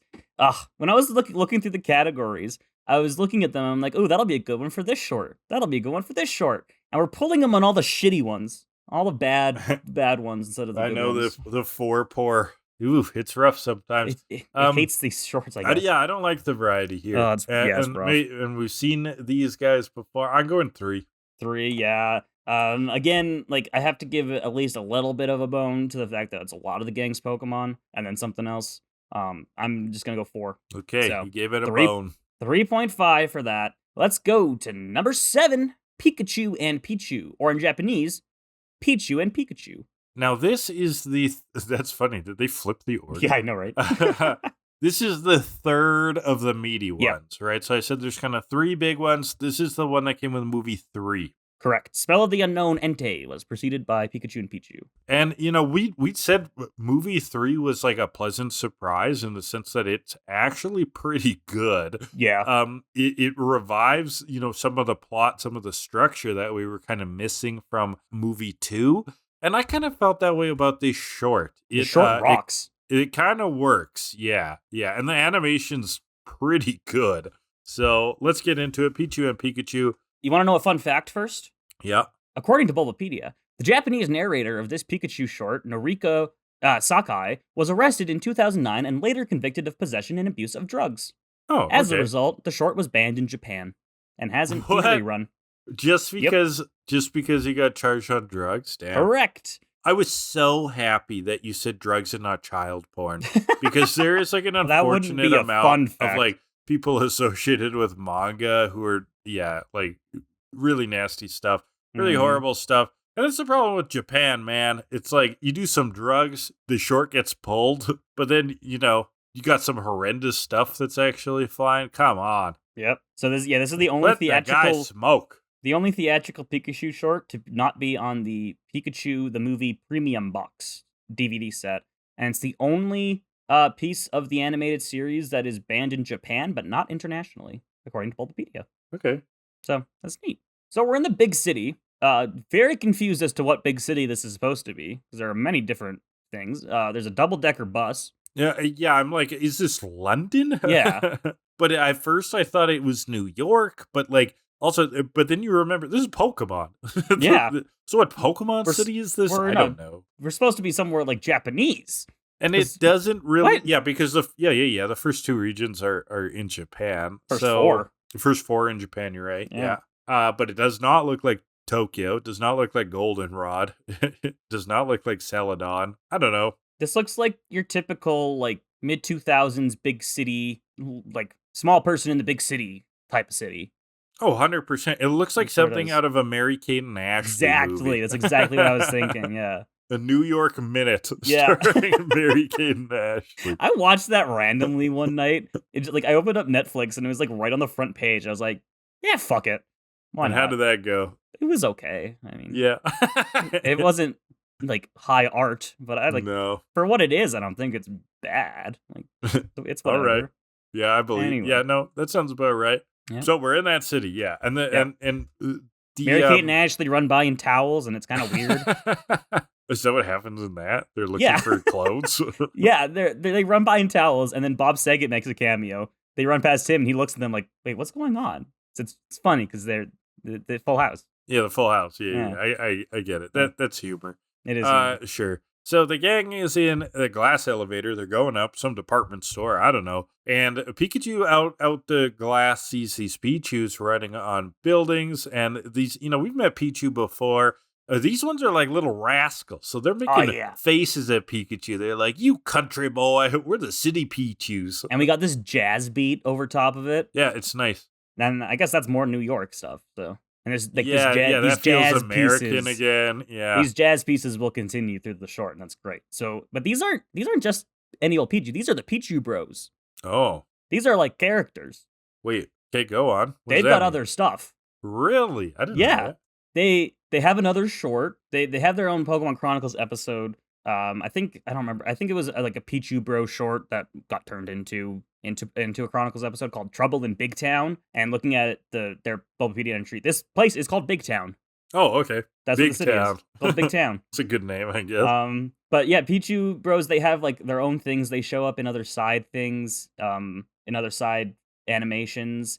I believe one of their shorts you can watch in Pokemon Channel, which is that weird GameCube game, which was kind of like a wow. successor to Hey You Pikachu. Do you know Pokemon Channel? Yeah, I mean, I've heard of it. Is that worth a lot of money now? No, I have it. It was only like Oh, maybe not that 40, one. $50. Okay. Yeah. Pokemon Box. That's the really That's expensive the one. expensive one. Yeah. Yeah. Pokemon Channel is the one where you watch TV with Pikachu. Right. No, And yeah. that's I've the seen game. it. Yeah. But you can unlock it's a 5-parter Pichu Bros and Party Panic. And you Okay. unlock the parts of this bit throughout the game. I don't know if that's the only place you can find it. I don't think so. But yeah, no, these are like recurring characters in Okay, so that's the side Pichu media. brothers. Yeah. I mean, and Which they is do really have an neat. extra flair. They've got that personality. They've got more spunk, I guess. And compared to the rural Pichu that we meet in the woods, these urban Pichu, they've got a vibe. So, now the gang said, looking at it, it is only through Pokemon Channel apparently. "Oh, that's fucking weird." That's wild. Anyway, yeah, continue. The gang have reached the roof. What an elevator ride. Let their Pokemon all out. They're going to let them hang out on this roof while the gang does chores. We'll find out what the chores are about later. Yeah, at this point, we've got Totodile and Noctowl and probably Whirl now. Pineco, Zubat, and Vulpix are still here. That's the point we're at. The camera does a zoom out, and we see some CGI filling in the city. The animation is quite nice throughout this whole short. Also, when they go shopping, Brock's like, I think I'll just stay here and hang out with them. And Misty like pulls on him, and he goes, "Whoa, easy on the vest. I only have one." It's a fun cartoon joke. Yeah. They'll be back at 6. Don't get in trouble, they say to the Pokemon. So we have until 6 p.m. Yes, they pull out. There's a nice title card I thought was really cute. Pikachu's playing in the bush, and there's those Pichu again. They're like taunting him. One of them spanks itself. That's hilarious. More funny faces. This won't be the last time there's a Pokemon spanking themselves in today's TKAD episode. Really? There's another one. I don't even remember. Okay, we'll reach that. And then the narrator. Okay, the one downside, I didn't love the narrator in this. That was taking me out a little bit. Well, it's a little hammy in the wrong ways. Talks about the Pichu brothers. I mean, also there you go. They are named. Mm-hmm. One is smart, one's dumb, apparently. Yeah. He calls that one as the smart one, so that implies and the brothers are they don't want each other hurt, so one of them's kind of pulling them back. Yeah. But anyways, during this leering and jeering, Pikachu ends up on a ledge. He's on the ledge. He's about to fall off, but he's okay. But Pikachu, he's fine. But Pikachu has gone out on like a flagpole or something, to like try and save them or something. Pichu's fine, but they like tell him to look down. They're like, hey. You look down. Pikachu looks down, and it's like, oh god, this is really high. Oh fuck. Oh fuck. No. And then suddenly some Murkrow come out, and the Pichu, they're scared. Murkrow is starting to pull on Pikachu. It's their pull. This is their territory. And Pikachu falls, but he snags a rope, and the Murkrow start pecking at the rope, which is very not cool, Murkrow. And Meowth is here. Washing windows. Big surprise. He's a window cleaner. Apparently Jesse and James got him a job where he starts at the top and cleans up. And he was totally into that, got tricked into window cleaning. Damn. And in the distance, he swears he sees Pikachu, and he's like, nah, I must be getting some of that pneumonia in my eye. Great joke. Great. I like Meowth's window cleaner outfit. Oh, he looks so very fresh. Professional. Yeah. Is that where fresh comes from? Yeah, from window cleaning. Yeah, it's like a janitorial outfit. For sure. It's gotta be professional. Fresh. Oh. I thought just janitorial outfits in general. No, I'm saying does fresh come from professional. Okay. I don't think so. That's like not the same word. I mean, so the Murkrow are how many words are the same words as their origin? Riz is totally charisma. Well, yeah. But so they get bastardized. So the Murkrow pulling at the rope, and some Hoppip fly by at the Murkrow. The rope gets undone. Whoa, this is getting crazy. Pikachu hops across on Hoppip and hits Meowth. Holy, there's a lot of stuff going on here. He flies into Meowth goes flying into a Psyduck billboard. Psyduck's like eating cheeseburgers or something. I mean, that advertisement would work on me. So. Oh, it's great. Fair play. I mean, you don't even need to advertise hamburgers. Yeah, but when Psyduck's eating a hamburger, yeah, bingo. I'm gonna go to your shop. Mm-hmm. So finally, Pikachu has met up with the Pichu Bros. But they are far from the other Pokemon. Yeah, he's calling for his friends. They can't hear. The Pichu bros are going to try to help him get back. They know a way through the vent, and Pikachu can barely fit his fat ass in the vent. I mean, this is sizes. The Pichu are used to being so small and nimble. Yeah, so they go full Die Hard. They go through the air vents, and then they go down an elevator shaft. And they have no shoes.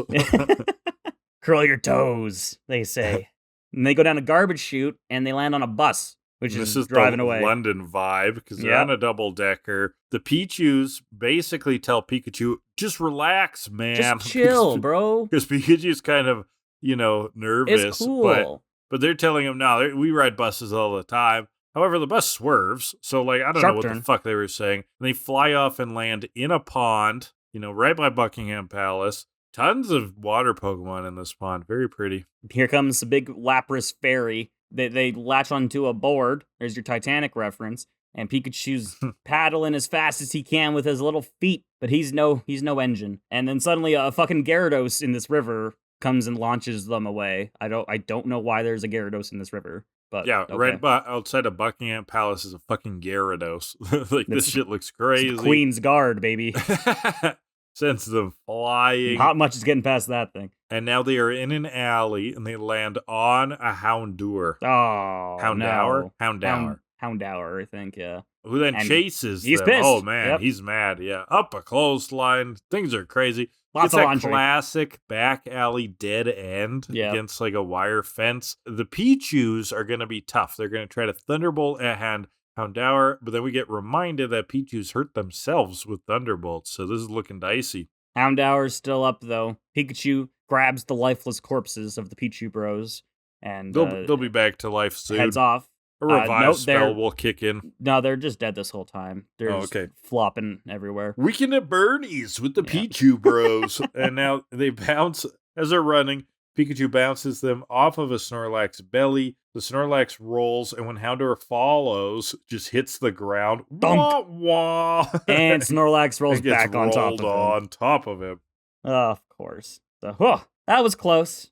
The Pichu bros do come back to life. They wake up, and they're like, what the fuck happened? Oh my god, you saved us. That's incredible. What's that over there? It's a giant tower of tires. It's like a big play structure. And now I'll do my literary hour right here. Recess. And this is, actually, sure, that kind of works. I was going to go for an actual book, though. In the book of Hunchback of Notre Dame, there is sort of this, underground to Paris where all of these, basically people rejected by society live and sort of have, a bit of, a shanty town and, the undergrounds of Paris.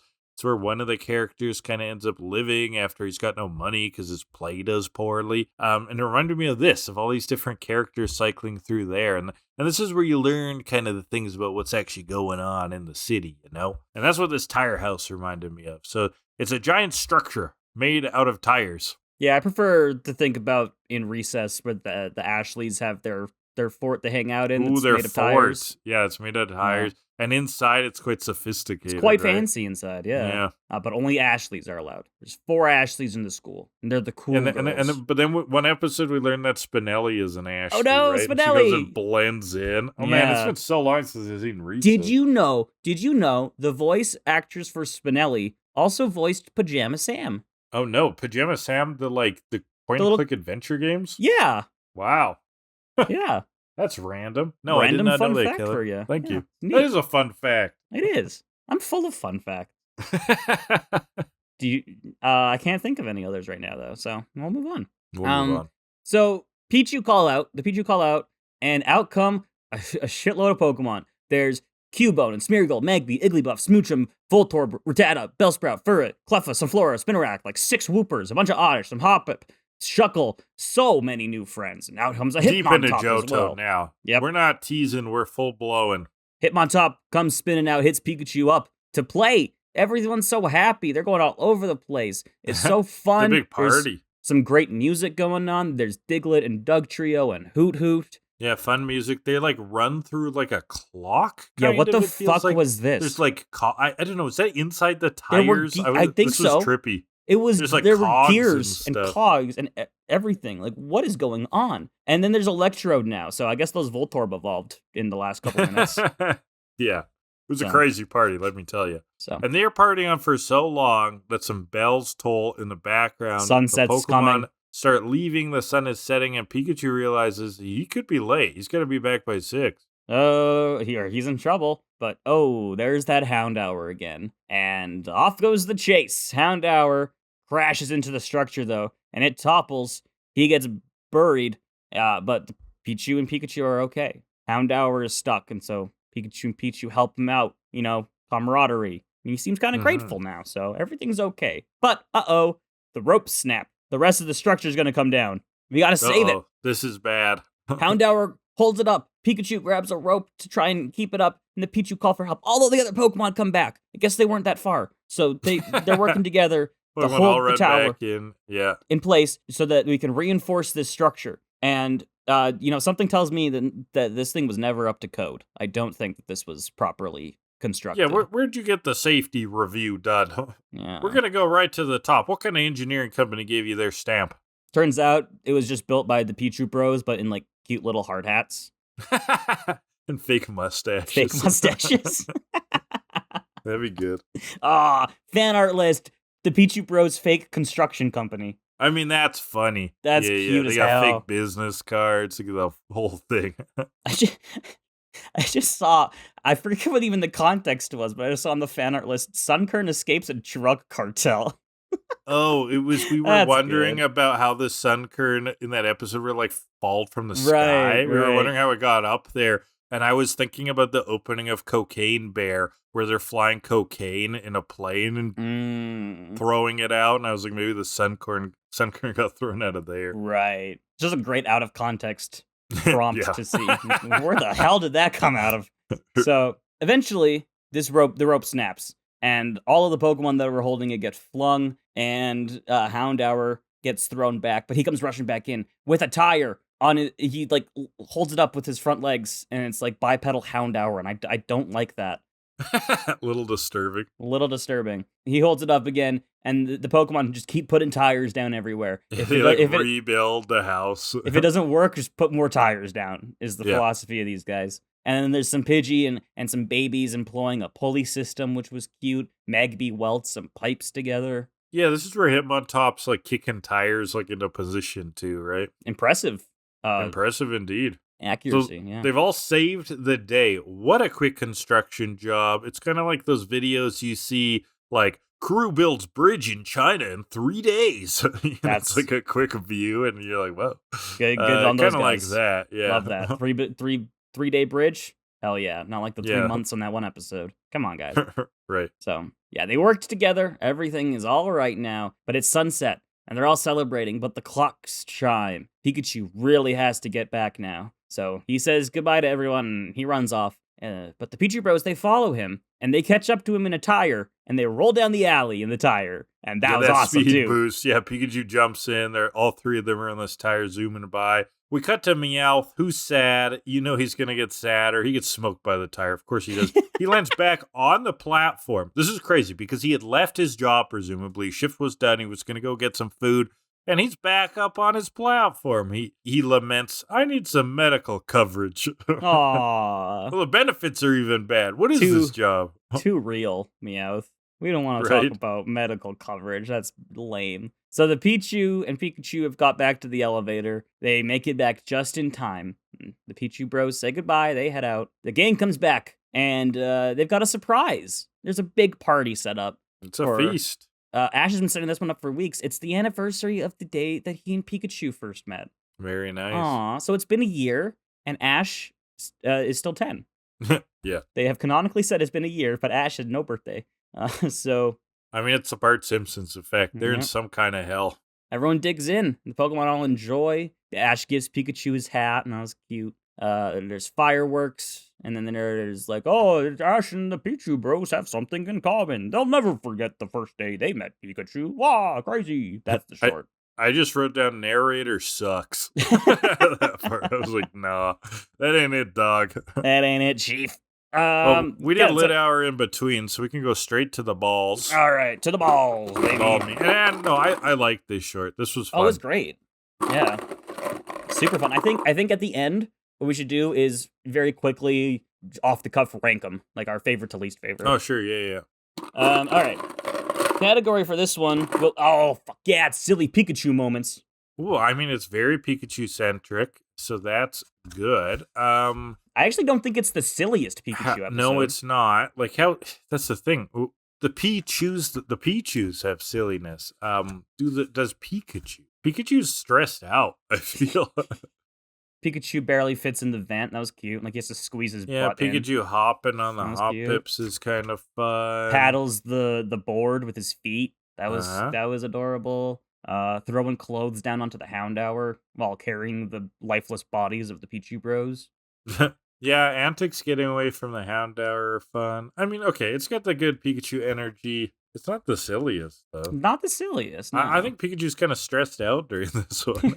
But that's kind of silly, too, for Pikachu. Like, yeah, in a way. Pikachu's stressed? That's a human emotion. Yeah, okay, but it's got the essence of Pikachu, but at the same time, doesn't have any of that innate sort of Pikachu silliness. So I'm gonna find this somewhere. I'm gonna go straight in the middle, Kellan. What about a flat 5? I'm gonna go flat 5. Really, only a 5. Wow. Yeah. I'm higher though, because it's all Pikachu, and he's always cute. It is all Pikachu. Yeah, I'm into that. Like, there's the tire at the end. That's fun. Like, he joins in with that. He gets the hat too.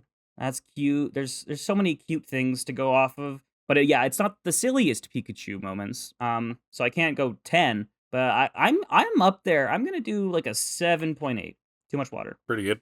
I promise I don't do 7.8 because of the too much water joke. It just feels like 8 is too much, but I don't. 7.25 is too low. Natural. Yeah. So it's a 6.4 for Pikachu and Pichu. Let's move on to number 8, Delibird's Dilemma, which this one and the final one, Snorlax Snowman, were released December 2000 in Japan as Pichu and Pikachu's Winter Vacation 2001, along with Trouble in Big Town, which was that Pichu Bros short. Oh, interesting. But okay. these two weren't seen apparently in the West until 2006 when they were combined into a Pokemon Chronicles episode. Okay, I mean, some of those earlier Christmas ones felt pretty familiar. I may have seen them at some point. I definitely haven't seen these two. So that would check out.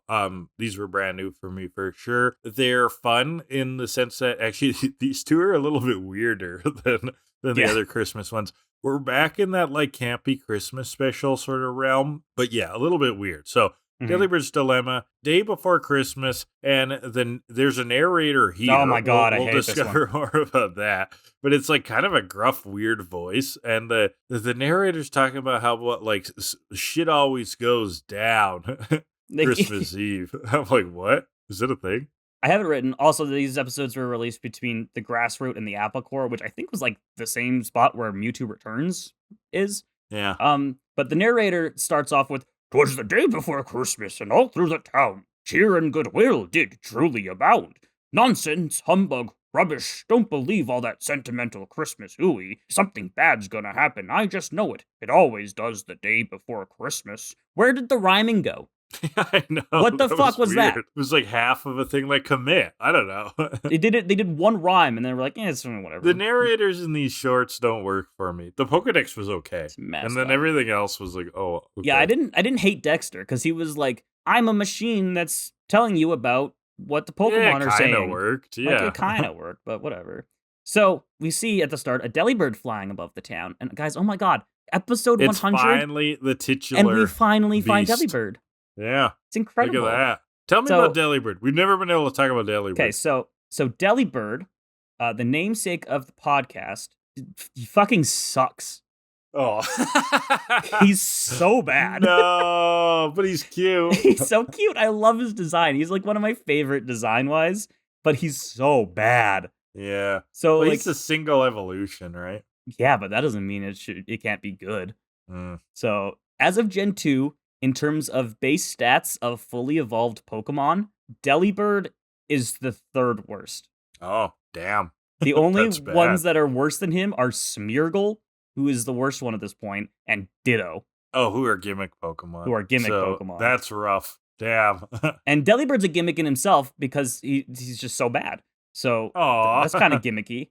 Literally none of his stats are even average. From Gen 2 to Gen 6, he learns quite a few moves via like TMs and tutors and breeding and stuff. But in terms of level up, from Gen 2 to Gen 6, all he learns is present. He learns one move by level up. Damn. In present, you want to know what present does? What? Okay, it's a normal type move. 40% of the time, it does 40 base power. 30% of the time, tackle. It does 80 base power, which is like closer to body slam, but without a paralysis effect. 10% of the time, it does 120 base power, which is kind of like hyper beam, so that's pretty good. But 20% of the time, it heals the target's HP. No. Yeah. For a moment there, I was like, well, this isn't that bad. This is like, the randomness is good, but then the heals? No. It heals a quarter of their max HP. And that is the only move it learns by level up until Gen 6 when it learns Drill Peck. And that's the only other move it learns by level up. So it's horrible. It's so bad. It's stanky. It's one of the worst Pokemon, honestly. They gotta give this thing an evolution. They gotta revive it. Gen 9, Scarlet and Violet. I'm playing through the game. I see a silhouette in the dex. It kind of looks like a Delibird, but it's not a Delibird. I know that. And I'm like, oh my god, did Delibird get an evolution? This is incredible. Did they finally do it? I beeline it to the ice area. I catch a Delibird to look in the dex. Does Delibird go next to that slot, next to that silhouette? It does not. It did not get an evolution. It got a Paradox version. It got a Paradox form. Too? No, actually, it's quite good. All the Paradox Pokemon are pretty good. Sweet. But that's good at least. I'll send you it. It got I think I've seen this. It's like a robot. Yeah, I think right? so. Yeah, it's Iron Bundle, and its feet are like skis. I think it looks like a Sonic the Hedgehog bad guy, like number 2 or 3 kind of Genesis game. Yeah, it looks like one of those. But yeah, Delibird's bad. Ice flying, so not even a good type. No, it's not particularly good. It's just like so many weaknesses. Well, you know what? It's not weak yet. Delivering Christmas cheer. So I think that's good for the Delibird segment. Let's go back to the episode. Like you said, Delibird's flying above. The Pokemon are down below. Pikachu is bowling with a snowball. That's awesome. But the narrator's ruining this moment. The narrator's like, is something bad going to happen here? Actually, I kind of thought that was funny. Really? Okay. Yeah. Because he's like, okay, this is where something bad happens. Maybe this is going to be it. Maybe he knocks over Bulbasaur. He got it. He got a strike. Okay, Cyndaquil's up. Maybe this will be the time that something goes wrong. And then Cyndaquil just gutter balls, which was cute. Good job. Good try, Cyndaquil. And then Totodile's up, and narrator's again like, okay, this time, this is where things are going to go bad. And it does, because Totodile's got his ball in his mouth, giant snowball, and he just like trips and water guns it out of his face, and it knocks Delibird out of the sky, losing all the presents. The flying Delibird hit by the snowball. We've got a broken arrow. Many presents are scattered. Cut to Meowth and Wobbuffet. That's great. Now we see Wobbuffet. Yeah, Wobbuffet's finally here. And they're going up like a stairwell. They're talking about a Skarmory. How the Skarmory's been fucking around with them. We don't want to see this thing. Oh my god, it's back. And the snow hits the Skarmory also. This is bad. You know, the Delibird is there, but the Skarmory thinks that Meowth started this. Meowth's like, it wasn't me. And the Skarmory flaps them away. The Delibird flies towards the Pokemon gang. Meowth and Wobbuffet are gone. They blast off. Meowth's like, he's got a serious anger management problem. I love Meowth in these. He gets like one line in, but it's a banger. Yeah, he gets one line in, but it works. Knocked Out catches the Delibird. Delibird's knocked out. Cyndaquil tickles it awake. Interesting tactic. And there you go. Now the gang Pokemon are meeting the Delibird. Well, he wakes up to Psyduck's face, that's a startle if I've ever seen one. That's pretty good. His gifts are gone. We got to get him back, because otherwise these kids are going to wake up to nothing. The Pokemon are going to help, but we got to get him back before midnight. Also, if you never noticed before watching this short, there's a good shot here that just really hammers in the fact that Delibird's bag is, in fact, its tail. Oh, interesting. Yeah, it's connected to its ass. So. It's connected to its ass. I never put that together. It is a biological part of the Pokemon, which is slightly disturbing. But kind of rad. But kind of awesome. Kind of like how Smeargle's paint is like an ooze. Yeah. Or Greninja's scarf is its tongue. Yeah, well, that's a classic. Which that's more disturbing, because Jesus Christ, that's a long tongue. That's pretty out there. Yeah. Yep. We get a song, another good song. I love it. We see a present on a boat. The Pokemon are searching. Totodile goes after it. He's swimming. He's going real fast. I love when Totodile swims like a person because like he's got these short little arms that are swinging him about. It's just really cute. I love it. But he goes quickly. He goes fast. He looks like he's trying to swim like an Olympian. Yeah, he's trying to do the front crawl. The tiny arms, love it. Yeah, but he gets it. That's one down. He got one present. And, oh no, the boat's going the wrong way. So Chikorita just vine whips and grabs him. And the song's over, unfortunately. It was a short one. Noctowl's looking around for a presence. Psyduck meets a bunch of Gloom and just gets in like a Congo line with them. It's like, I guess so. I liked it too. Bulbasaur is like asks them something and they like point. Or I have no idea what he asked. I don't know if he asked like, have you seen Psyduck? Have you seen presents? I'm sure he said, we're looking for these presents. Have you seen any? But Psyduck just starts like dancing. They don't seem to really lead anywhere. So it's weird. Noctowl's searching. 4 sights through the trees. And oh, hey, there's one. There's one stuck in a tree. But how are we going to get it? I don't know. Maybe Noctowl, you can fly and grab it with your talons. Grab it, yeah. Instead, Geodude runs face first into the tree. That works. It worked, but it was dumb. But We've designed the Pokemon world to be full of unique problem solving. You can use any tool at your disposal, including a Geodude battering ram to unlodge the present. It's really the Breath of the Wild of Pokemon shorts. Pokemon shorts, yeah. Yeah. Well, it's 2 down, 3 to go. There's 5 presents total we gotta find. Pikachu, Delibird, Togepi, all the Johto starters, they're searching together. Cyndaquil falls asleep, that's cute. But he gets woken up, startled, falls on his back, and oh, look up there! There's a present. But an Apom finds it first. Oh no. Oh, sneaky Apom. Trickster Apom. Pikachu pleads with him, but Apom just taunts him, smacks his butt again. That's the other smacking butt. Ah, that's the other smack. I was like, I totally forgot. It just seemed so apt here. Mm-hmm. Well, it's Apom. Pokemon are chucking snowballs, deflected by Apom. Apom kind of falls. Okay, so Pikachu stops the fall. He helps him, gets the gift, and then, yeah, Apom runs off. Okay. Yep, it's 3 down. But Apom's still watching them, we see. Ooh. Interesting. 10 minutes to midnight. They found some other presents. So it's 10 minutes to midnight, they say. But it's also sunset. Where are we? It's both. Well, we could be like near the Arctic Circle. We could be like in Yellowknife or like northern. We were just in Big Town. Norway.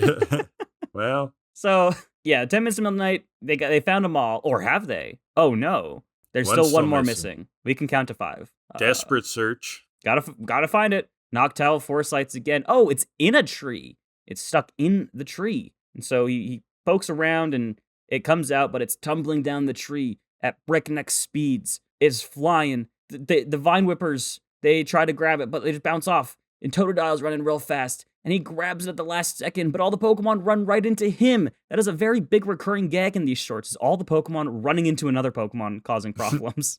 Classic. He throws it. Oh, no. But, Apom. Apom's back. Ooh, he's going to help them now. He snatches it and gives it straight to Delibird. Good guy, Apom. You love to see it. And it struck midnight. Oh, my God. Is it Christmas?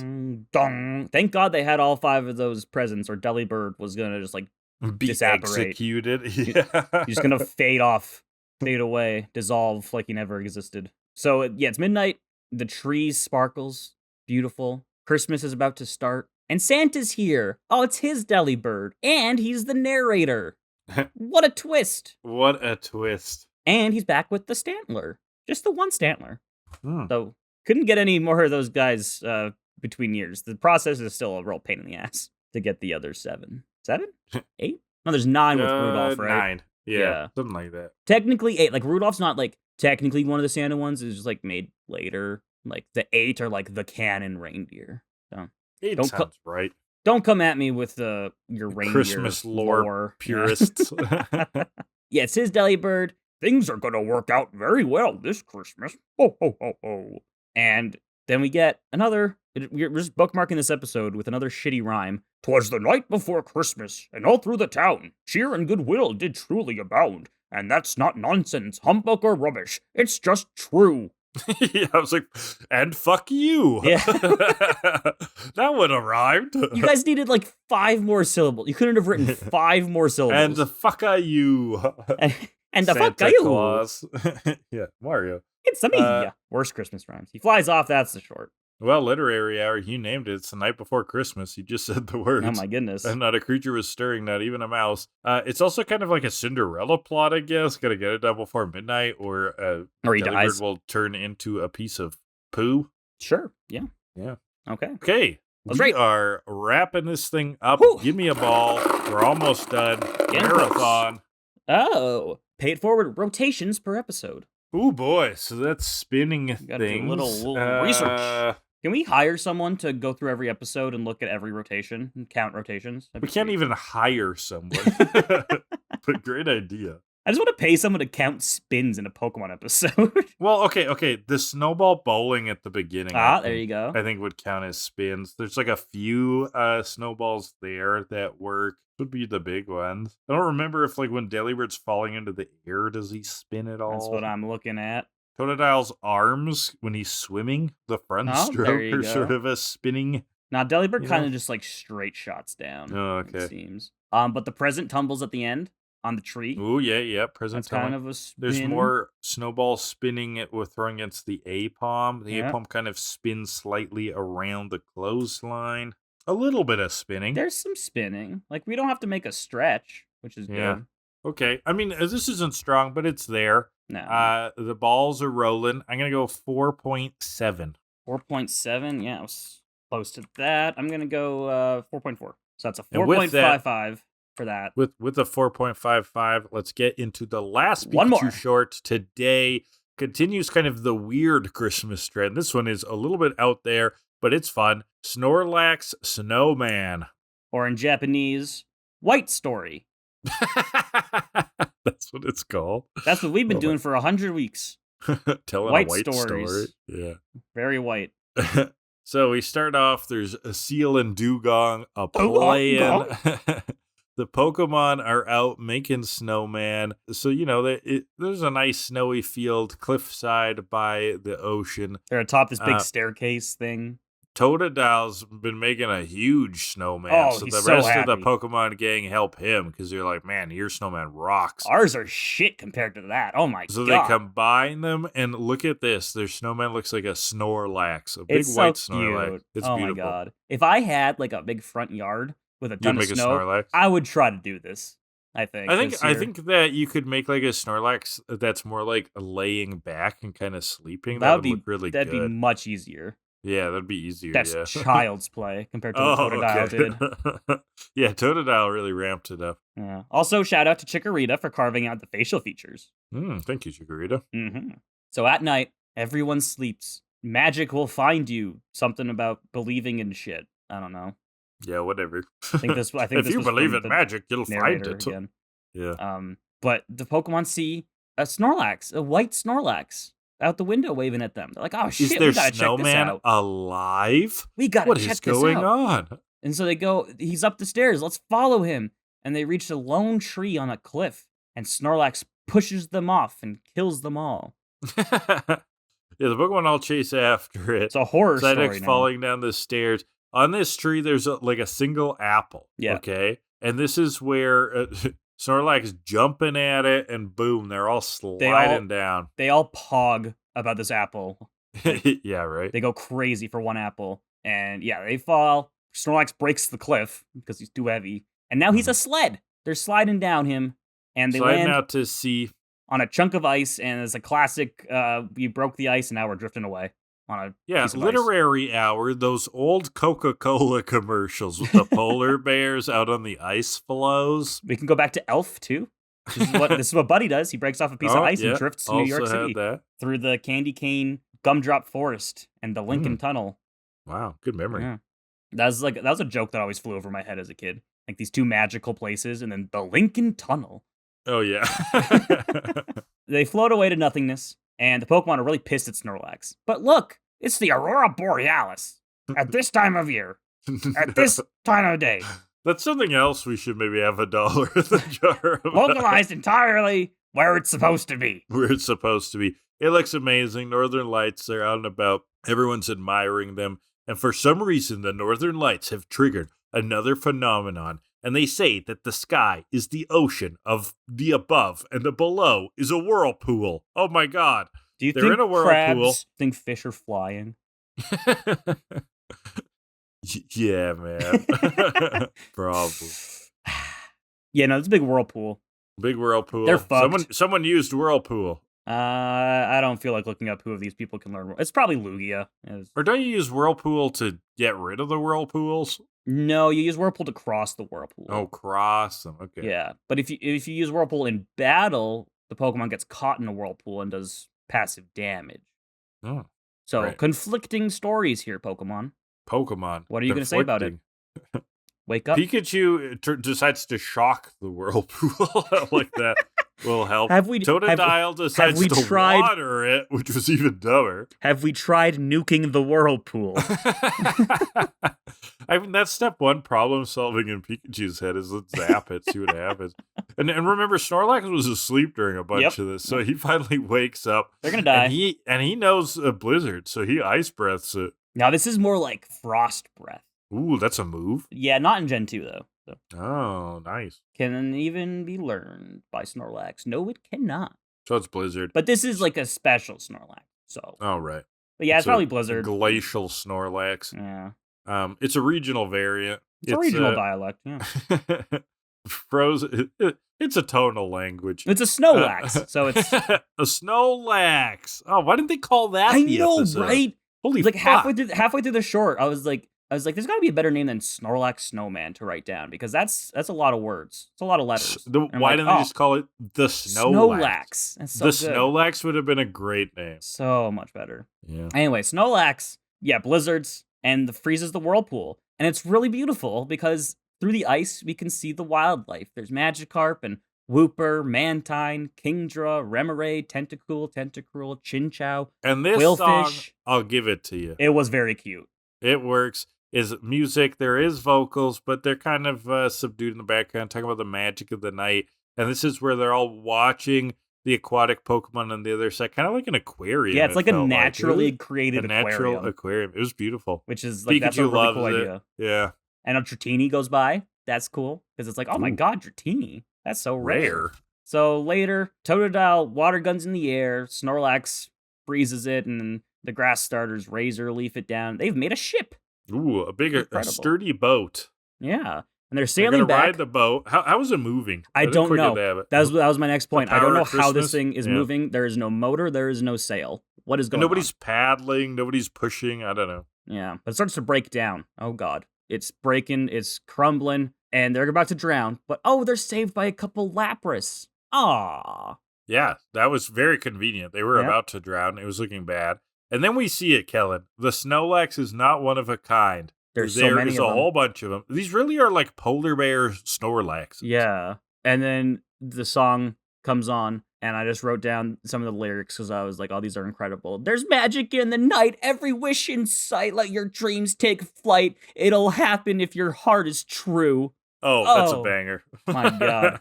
I love these. I'm actually into that one. I'm down with it. It fits. It was great. I want a playlist of just the songs in these shorts. It's just the cheesiest playlist ever. Love it. It's a workout playlist, baby.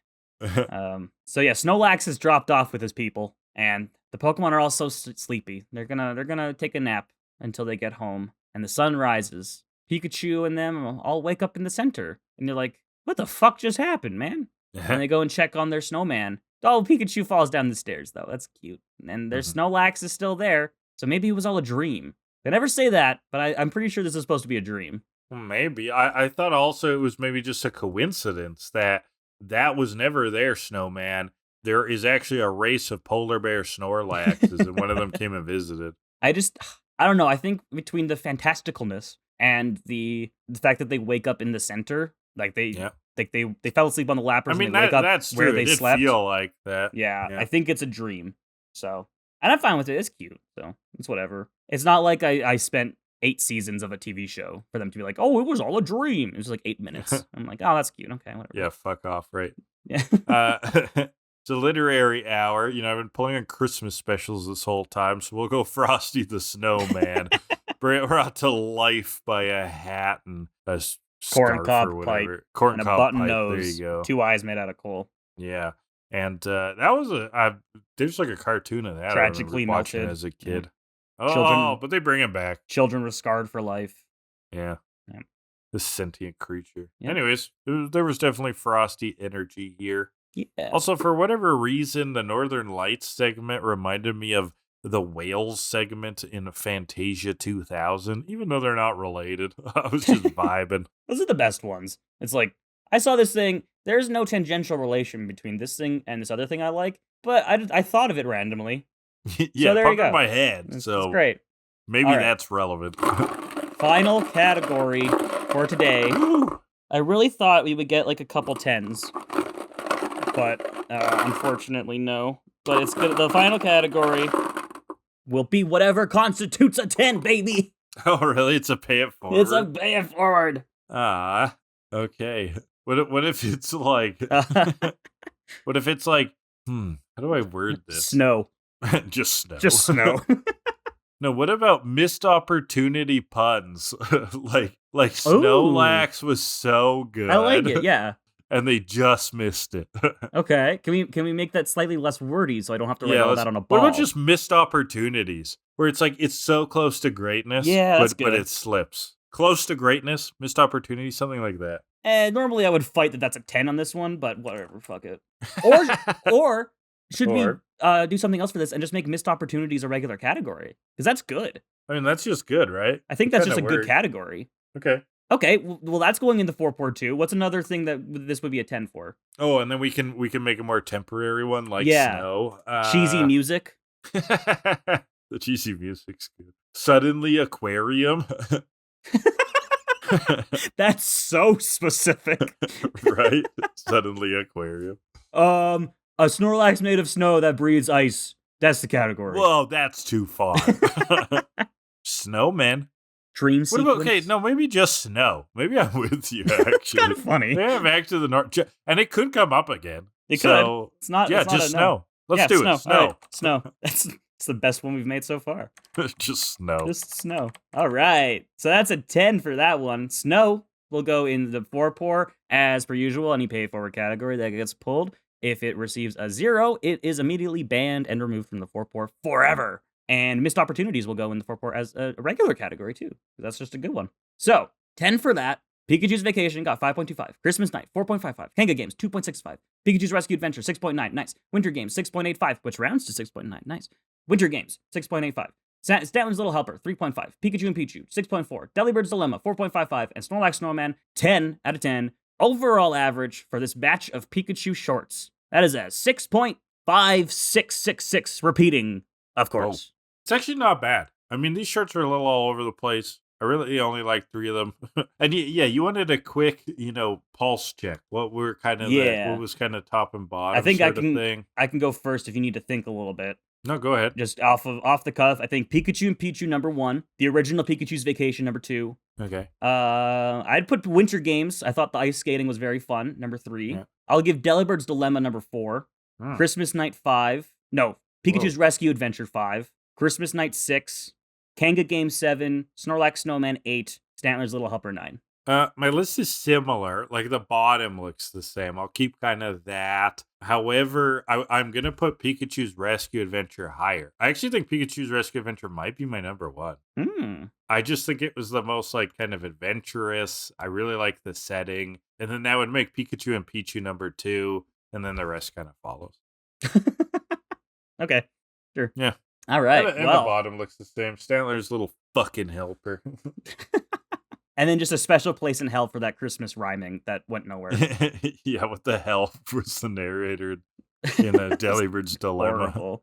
Yeah. Hated that. But, oh my god, we did it. That was a long one, but we got there. Supercharged, supersized episode 100. Thanks, everyone, for listening all of these episodes.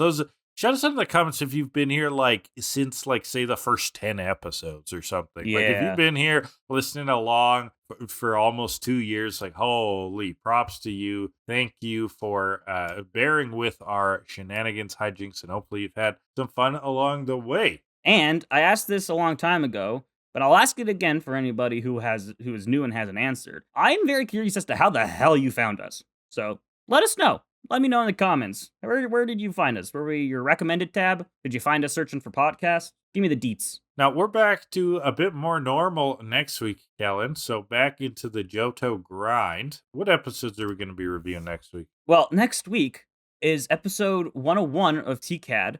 This week was episode 100. Next week, we're looking at episode 200 of the Pokemon anime. Whoa! I know, right? 200 regular episode. That's counting the Jinx one and the Snow Way Out. Those were the two that aren't technically numbered, but they're numbered in my heart. But we're looking at 2 more episodes. We'll look at episode 200, The Heartbreak of Brock, or in Japanese, Nidorino and Nidorina!